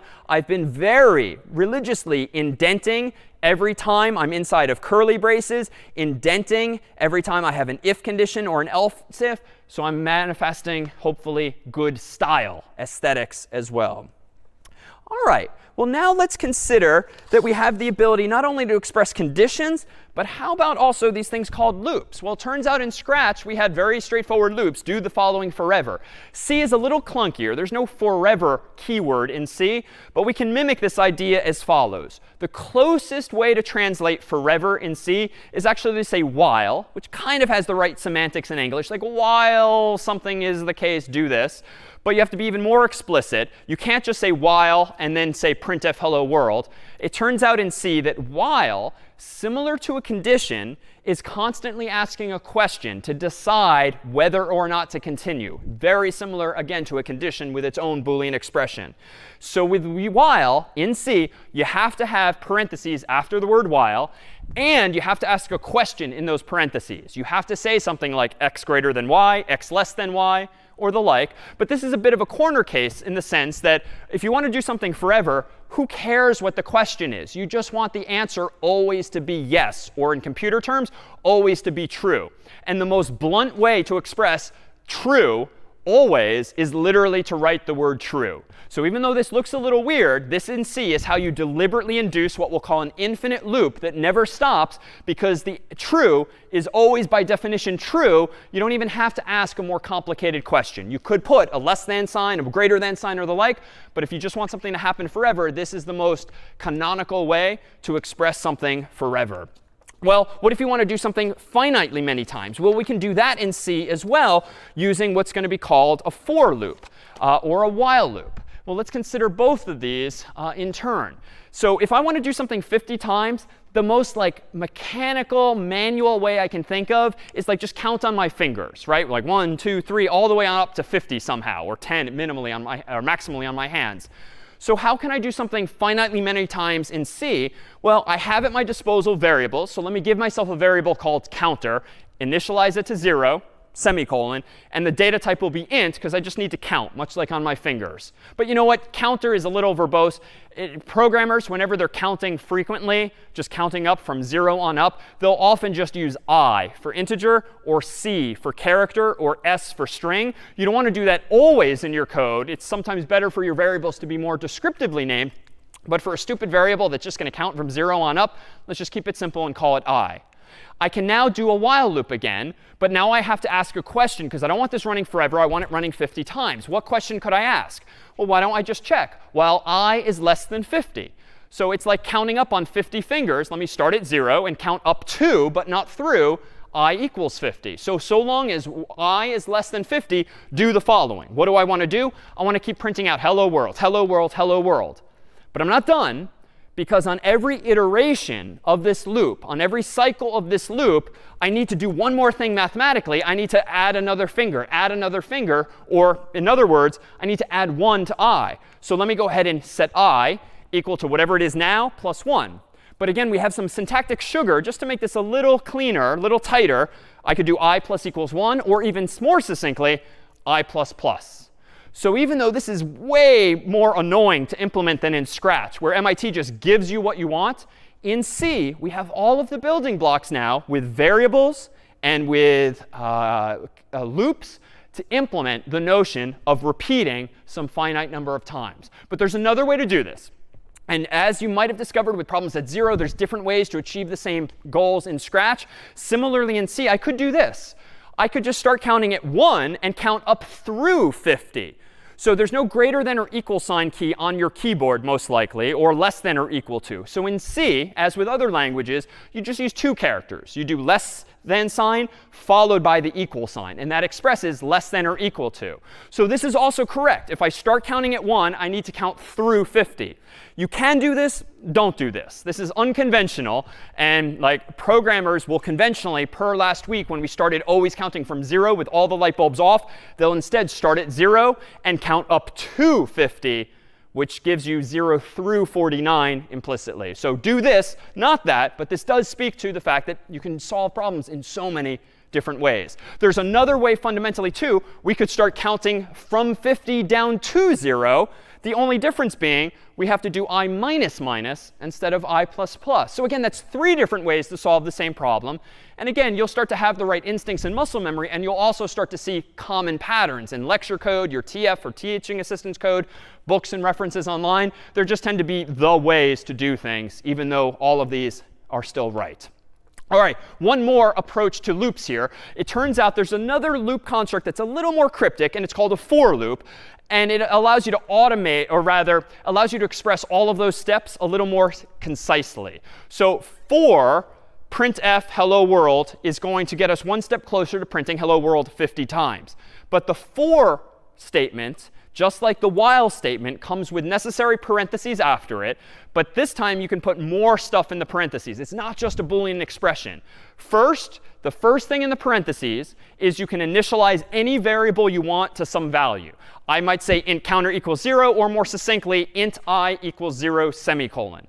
But the way the for loop looks, it's a little funky. You can do multiple things on one line. The second thing inside of the parentheses to a for loop is a condition that you want to check again and again and again. And the last thing in the parentheses of a for loop is an update, or an incrementation or decrementation, whereby you can do I equals I plus 1, or rather, let's just do I plus equals 1, or even more succinctly, I plus plus. This is perhaps the most conventional way in C and in other programming languages to do something 50 times, or a finite number of times. It's different looking from the things we've seen thus far. There's semicolons in weirder places. There's more stuff in parentheses. So again, you'll develop the muscle memory overall. But for now, just realize this says initialize I to 0, check the condition, and if I is less than 50, print hello world. Then update I. Then check the condition. If it's less than 50, print hello world. Then increment I. Then check the condition. Then if it's less than, print hello world. So the initialization of the variable happens once. Everything else happens again and again and again until you've done this some 50 times. All right, so with those building blocks, that's kind of it for our translation of Scratch into C. Let's now start to build up some more interesting programs and practice, for instance, abstraction. So abstraction, recall, was this problem-solving principle whereby you can simplify otherwise more complicated details. And abstraction is a simplification on top of more complicated details, or implementation details, as a programmer might say. So for instance, let me go ahead and write a program here called meow, similar to last week, but this time in C. And in order to make a cat meow textually, let me give myself standard io.h at the top, int main void down here. Again, I'm in a file called meow.c, and I've included standard io.h and int main void. And now I'm going to go ahead and just do something like this. Printf, quote unquote, meow, \n. And I want this cat to meow textually 3 times. Let me save that file, make meow. All right, now /meow, and meow, meow, meow, all in text. So not nearly as cute or pretty as the one with the cat last week, but it's correct. But it's not very well designed, right? Because I'm repeating myself. I literally copied and pasted, and those are bad instincts. But now we have the ability to do things with loops. So let me actually delete this part of the function. And let me try to remember from the example before. If I want to do something 3 times, I could use a while loop, but that felt like a bunch of lines of code. Let me do this. Int I equals 0, I less than 3, I plus plus. So cryptic, but this again is sort of the de facto way of doing something a finite number of times. Initialize some variable, like I, to 0, check a condition, and keep incrementing your variable again and again so that it executes a total of that many times. Now let me go ahead and printf meow on meow on the inside. Let me go ahead and recompile meow by make meow. Let me do /meow, and voila, now the program is arguably better designed. But let me take this one step further. Recall that the trajectory last week was to not only implement meow more with better design without repeating yourself, thereby using a loop. But remember, we introduced the abstraction that was a custom puzzle piece called meow. So in C, turns out we have the ability to make our own functions as well. And the syntax is going to take a little getting used to. But let me go ahead and do this. Let me get rid of my printf here. And at the bottom of my file, actually at the top of my file, I'm going to go ahead and type void meow void, which is very cryptic for today. But again, this is fine to be boilerplate, copy pasted for now. Let me go ahead and just printf meow here. Even though we haven't explained and won't explain today what this keyword void means, what I've done in lines 3 through 6 is create my own custom function. C does not come with a function called meow. CS50's library does not come with a function called meow. But now, thanks to me, there exists a function called meow whose sole purpose in life is just to print out meow.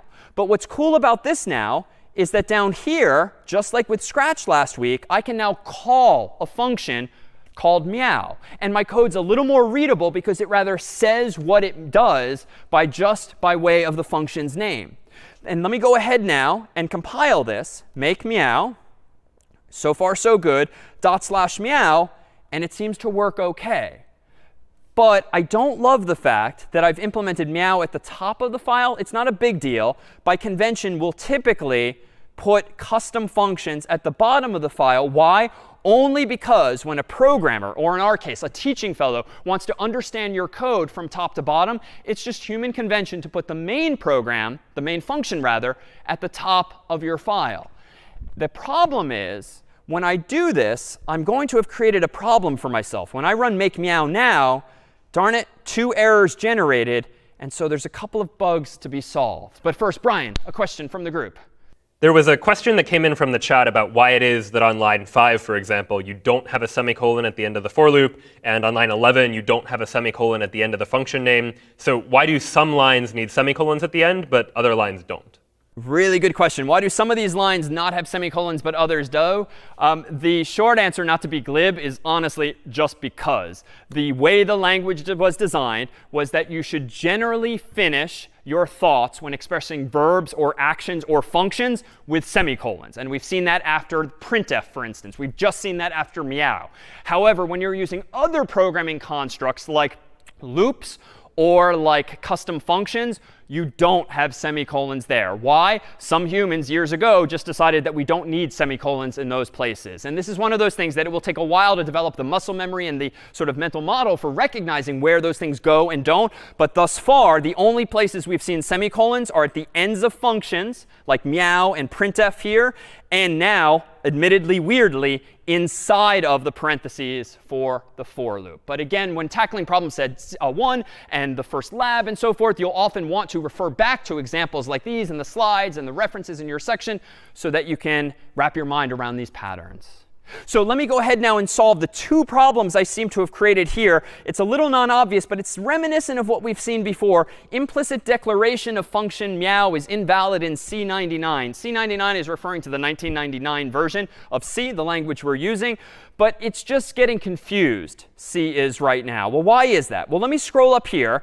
And let me make the point that, frankly, C, and in turn my compiler, they're not that bright. Like, they're only going to do what I tell them to do explicitly. And the problem at the moment is that when the compiler reads my code from top to bottom, left to right, it is not until line 11 that the meow function even exists. However, I am trying on line 7 at the moment to use that meow function. So my compiler, frankly, just doesn't know what meow is because it hasn't gotten to meow later. And the compiler is not smart enough or not user-friendly enough to read everything first and then decide if there's a problem. It's only going to read it once through, top to bottom, and it's going to yell at you the moment it encounters the problem.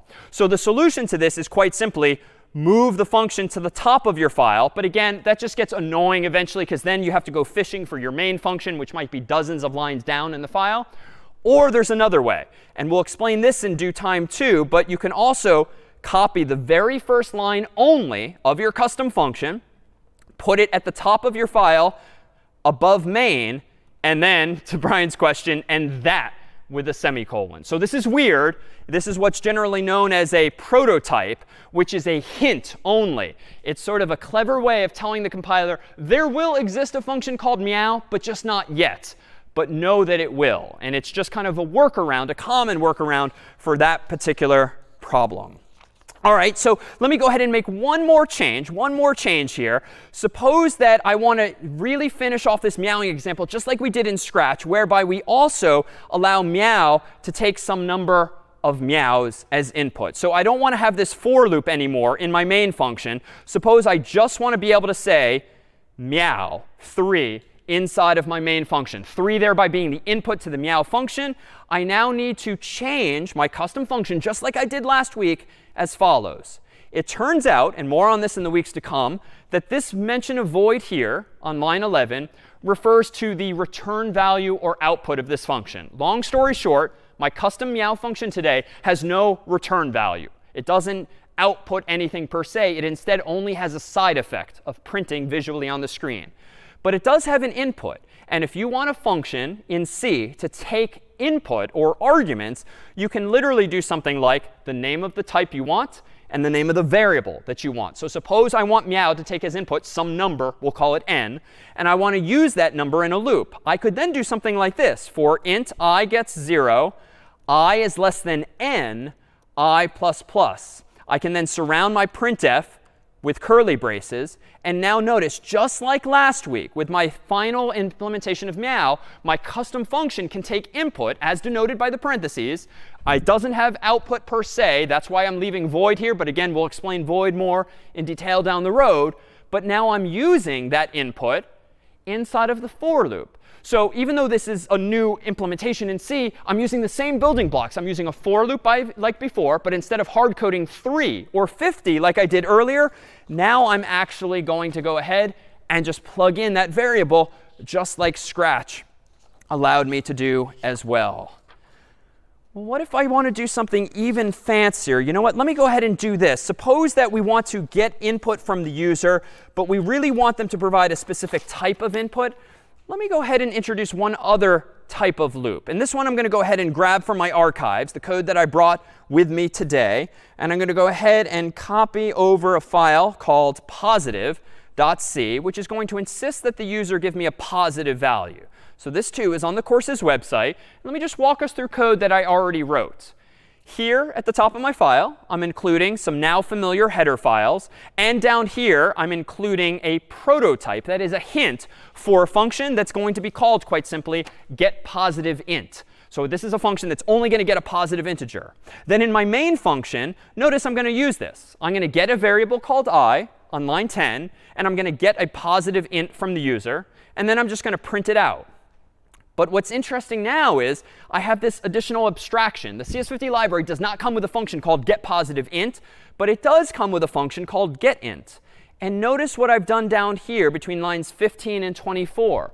Down here, I've declared a function called getPositiveInt. And notice that's my own custom function name. It doesn't take any inputs. It just gets a positive integer from the human. But now notice it does have a return value. Previously, I used the word void to say the absence of input or the absence of output. Here, I'm using it still to say no inputs. It just always gets a positive int. But I'm saying int on the left-hand side of this custom function's name because this function does have output. What is the output going to be? Well, notice here on line 17, I give myself a variable and I call it n. Then I have one final new feature of C today, this loop, which is called not a while loop, but a do while loop. A do while loop is almost the same as a while loop, except that it blindly does one thing first before checking a condition. So notice here, I'm going to do the following. Call getInt with this prompt, positive integer, and then store the return value into the variable called n. Then down here, notice, I'm saying while n less than 1.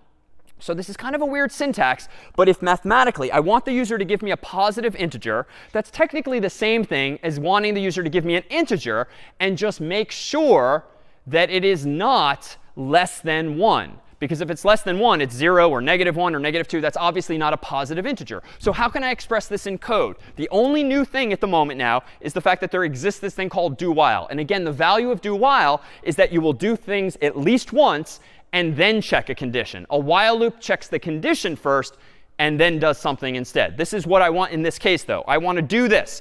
Get an integer from the user, prompting them for a positive integer. Then, while n is less than 1, so if the human typed in 0 or -1 or -2, what do I want to do? The same thing again and again and again. So it reads rather grammatically, do the following while n is less than 1.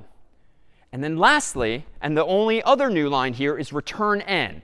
This is the way that a program can actually return some value to you. It can hand you back a value, not by printing it on the screen, not by saying it audibly or visually from a cat's mouth. It returns it in the sense that what's being returned here is n, which is an integer. That matches the output of this function. Why is this useful? Well, let's scroll back up. Let's now take for granted that the getPositiveInt function exists.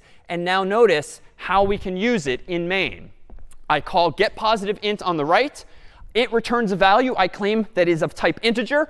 I'm storing that return value on the left in this variable called I, and then I'm printing out I. And just like last week with the meow example in Scratch, now that I have implemented getPositiveInt, it's sort of out of sight, out of mind. I know that it can be done, and I can abstract away the underlying implementation details by just calling it by its name. But there's one weird thing I do want to point out about these implementation details. Why did I declare n out here? Every other time I've created a variable, I've done this. It turns out we've been getting lucky this whole time. And any time I've declared variables, they've technically been in between curly braces. The curly braces belonging to the main function or my other functions that I've written thus far. But in this case, the problem is when you declare a variable inside of curly braces, you run into what we'll call an issue of scope. The scope of a variable is the lines of code in which it exists. The scope of a variable are the lines of code where you can use that variable. And the rule of thumb for today is that if you declare a variable inside of curly braces like those here on line 26 and 28, which you must do for a do while loop, that variable n only exists inside of those curly braces, which means you cannot compare it against 1 in line 29, which means you cannot return it in line 30. It just no longer exists. So you're doing all of this work getting the variable n, and then boom, it's gone once you exit top to bottom these curly braces. So the workaround for that, stupid though it is, frankly, is that you can declare n initially on its own line 25. You don't need to assign it a value even, because you're going to assign it a value eventually. But again, to create a variable, as I keep saying, is to declare a variable. You don't need to define it as having a value necessarily right away. So this is a way to work around what's otherwise known as an issue of scope. All right, with all of these puzzle pieces now in place, so to speak, let me go ahead and propose that we solve something a little more graphical. So you'll recall, of course, Super Mario Brothers is one of the first problem sets that we alluded to last week. And within this game, there's a whole bunch of visuals. For instance, there's this visual early on where there's 4 question marks in the sky. And these question marks, if you jump up and underneath them, give you coins, for instance. So let me draw our attention to that, and let me ask, well, how could I write a program in C that just prints out 4 question marks? Well, let me go ahead and do this. Let me go ahead and write a program called mario.c. Let me go ahead and include standardIO.h in a file called mario.c. Give myself a main function, int main void. I'm going to keep this simple. Printf 1, 2, 3, 4 \n semicolon. This is not nearly as cool or pretty as the old school game. But if I run make Mario and then do /Mario, voila, I get a very poor approximation of these 4 blocks in the sky using just ASCII, or really what it's called ASCII art. But I can do a little better than that. Recall that now we have the ability to use loops. So I could say for int I gets 0, I is less than 4, I++, and then I could just print out 1 question mark at a time. And then at the very end of my program, I could print out a new line just to move the cursor at the very last moment. I don't want to do that every question mark, because then it would be vertical. I want to do it only at the end. So now if I make Mario, and I run Mario now, same exact result, but a little better in the sense that it is now more dynamic. Now it's using a loop instead of a hard-coded value. But let me be a little more clever now, and let me do this instead. Let me borrow the logic of that positive integer example and do something like this. Let me give myself a variable called n for a number. And let me do the following, just like before. Let me get an integer from the user and ask the user for the width of the bricks that I want to print. So it's not always 4. Maybe it's a variable number. And then let me go ahead and do this while n is less than 1. So identical to my logic before. And then you know what? Once I have a value of n, so let me go ahead up here and give myself a comment. Get positive integer from user. That rather says what all of these lines of code do. I don't need to comment every single line. You can comment every few if it makes logical sense to do so. Let me go ahead now and print out that many question marks. So I can do a loop. For int I gets 0. I is less than n this time, I++. And now I can print out a single question mark without a new line. And then at the very end of my program, I can print out a single new line, semicolon. Let me go ahead now and increase the size of my terminal window. Let me do make Mario. And now, oh, darn it. Implicit declaration of function getInt. Here's where help50 might be my friend. So let me go ahead and run help50 make Mario. It's going to ask for help. You seem to have an error in mario.c on line 9. By implicit declaration of function getInt, clang means, which is the name of the compiler, which we'll see next week, means that it doesn't recognize getInt. Did you forget to include CS50.h, in which getInt is declared atop your file? And indeed, I did. So let me fix this. So include CS50.h, save the file, recompile with make Mario. And now let me go ahead and do /Mario. And I'll give myself a width of 4. It's the same. Let me give myself a width of 40. Now I get that dynamism. Let me give myself a width of 50, and so forth. So now we have a program that's much more dynamic. But you know what? Let's go ahead and enhance this a little further. Later on in Super Mario Brothers, there's like a lot of this underworld here where you see these grids of bricks. And let me draw our attention to this. This looks like multiple bricks, both horizontally and vertically. So there's like a width and a height. So how can I go about printing out, maybe that's 3 by 3, 3 bricks across by 3 bricks down? Let me actually go into my program here, get rid of all the question mark stuff from before, and consider how I could print out a 3 by 3 grid. Well, the bad approach here, if I go back into my code, would be to print out 3 of these, and then maybe 3 more, whoops, maybe 3 more, and then 3 more. But of course, this copy paste is not going to fly long term, but that's fine. Let me do make Mario, /Mario. All right, I kind of sort of have a grid that looks like this thing here. It's not exactly, but at least it's the right idea. But this is not necessarily the best way to do this. I really want to go 3 across and 3 down. Well, it turns out using C, we can actually express that as well. Let me go ahead and do this. Let me go ahead and print out, for instance, the following. Let me go ahead and print out not just hash, hash, hash again and again and again.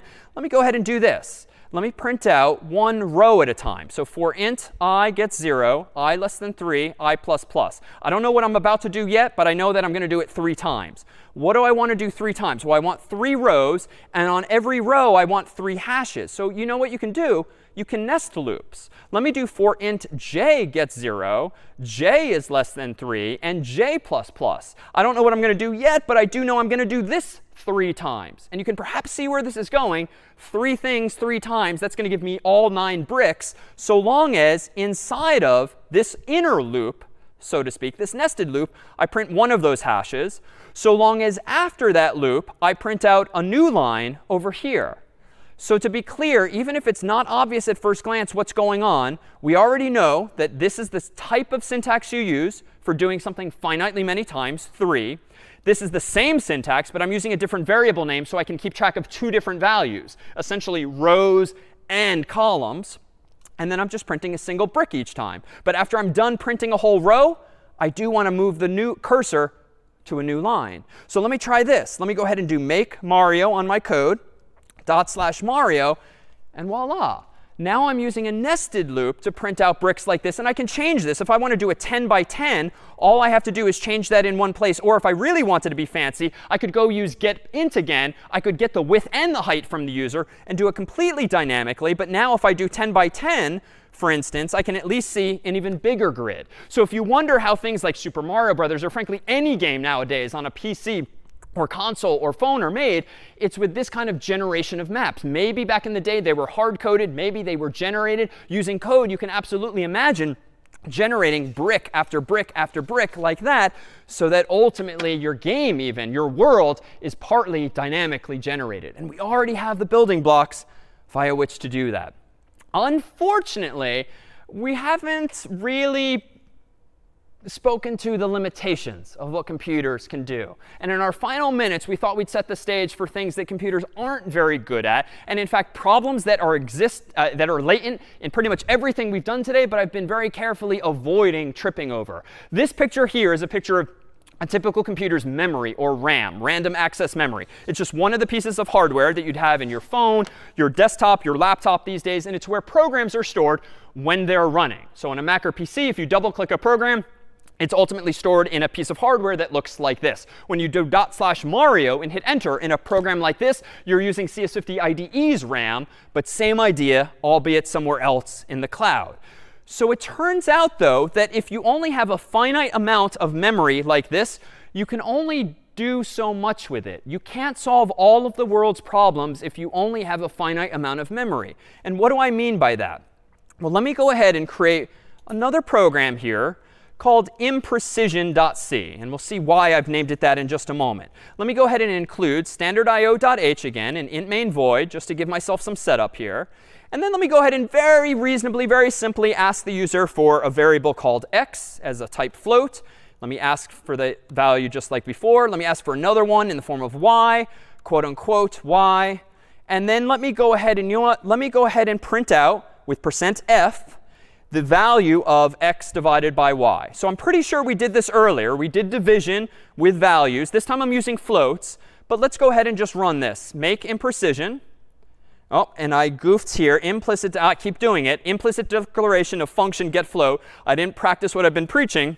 I also need to include CS50.h, which is where get float is defined. Now let me recompile. Now it works. Now let me go ahead and run imprecision. And let me go ahead and type in 1/10. OK, so 1/10, it turns out, according to my very simple calculator here, is 0.100000. But I'm getting a little curious now. It turns out that printf is even more powerful than we've seen. And you can actually print out more than just single digits. Suppose I want to print out not 6 significant digits, but maybe 10. It's a little funky, the syntax, but instead of saying %f, you can instead say literally % dot the number of digits you want to see, and then the f. So let me go ahead and recompile this, make imprecision. Now let me do /imprecision and 1/10. Well, that's a little curious. I don't recall knowing that there's a 1/5 at the end of 1/10. Well, let's get a little more curious. Let's print out 50 decimal points to really dig into what's going on here. Let me recompile my code. And let me rerun /imprecision and do 1 divided by 10. And oh my God, like I am quite sure in grade school when we all learned 1 divided by 10, the teacher did tell us 1/10 or 0.1. And they never mentioned the fact that it's 0.100000001490116 and so forth. So what is going on? Well, it turns out as powerful as computers are and as sophisticated as all of the syntax we've been looking at today is, my God, a computer, you can't even calculate 1/10 correctly. And so we're bumping up against a fundamental limitation here, which is that if computers are finite in their capacity, they only have so much RAM, so much hardware, so many bits, well, it stands to reason that if you only are using a finite number of bits, 32 for instance, or 64, yes, you can count pretty high or pretty precisely. You cannot count infinitely high or infinitely precisely. At some point, you have to start to approximate values. And indeed, that's what the computer is doing. If it only has a finite number of bits, 32, via which to represent a float, there's an infinite number of floating point real numbers in the world. Unfortunately, if you have a finite number of bits, you got to start cutting some corners. And that's what the computer's doing. It's representing 1/10 as closely as it can. And this is what you then see when you look enough significant digits out. Now, for most problems, that's probably not a big deal. But it could very well be a big deal if you're doing math, you're dealing with finance, or monetary values, or military operations, where a lot of small numbers scientifically really start to add up. And indeed, there have been many examples in the real world where bad things happen because of this so-called imprecision. And there's another issue that computers run into. Not only this floating point imprecision, even integers have their limitations. Recall that integers, of course, can be represented in decimal or in binary. And if we have 3 light bulbs or 3 bits, let's consider how we might count in binary. 0, 0, 0 is where we began last week. 0, 0, 1, 0, 1, 0, 0, 1, 1, 1, 0, 0, 1, 0, 1, 1, 1, 0, 1, 1, 1. And now, this, recall from last week, is the number we know as 7 in decimal. How do I count 1 digit higher? Well, I just carry the 1, so to speak. But if I only have 3 light bulbs, or in turn 3 bits, or heck 32 bits, that additional bit, the carry, disappears. And so there's this problem with integers too. And someone noted it earlier when we tried to do 2 billion, or when you tried to do 2 billion plus 2 billion, it couldn't fit in the result. That's because integers too, if they're only 32 bits, or a long in C, if it's only 64 bits, those are big numbers, but they're not infinitely large. And we humans have tripped over this again and again. You might recall hearing about, if not living through, the Y2K problem, where a lot of stuff in the world broke, or was worried to be broken, on January 1st, 2000, because humans had made the reasonable but not very long-sighted decision to store years using just 2 digits. So 1995 would be represented as 95, 96, 97, 98, 99. Then, around the change of the year from 1999 to 2000, any computer program or system that was still using 2 digits would, of course, add 1 at the stroke of midnight. Unfortunately, if there's no 3rd digit available, it disappears, and the entire world confuses the year 2000 for the year 1900, because 1900 was assumed as being the prefix. And if you can believe it, we humans are about to do this again. In the year 2038, which is not that far off from now, we are going to run out of bits via which to keep track of time. Because years ago, humans decided, reasonably at the time, they are going to use 32 bits to represent numbers. And we are going to use 32 bits to count up the number of seconds from the year, a date, January 1st, 1970. So that's when time began computing-wise in some sense, and we've been counting the seconds ever since. Unfortunately, with 32 bits, you can only count as high as 4 billion, give or take. And unfortunately, we are going to hit the 4 billionth second on January 19th in the year 2038. So unless all of us upgrade our Macs and PCs and worse, embedded systems and satellites and any hardware baked into various devices that we now use, we're about to run into this problem again, where all of a sudden it's going to be like January 1st, 1970 again, unless we stay ahead of this problem. So with all the power we've seen in C and all of the capabilities we've seen in C and in Scratch, there are still these fundamental limitations. So when it comes to solving your own problems in C and in turn CS50, it's going to be ever so important to be mindful of these constraints and to ultimately find solutions even to these problems. But for now, we'll adjourn here and leave you for your first problem set in C on Mario and more. We'll see you next time.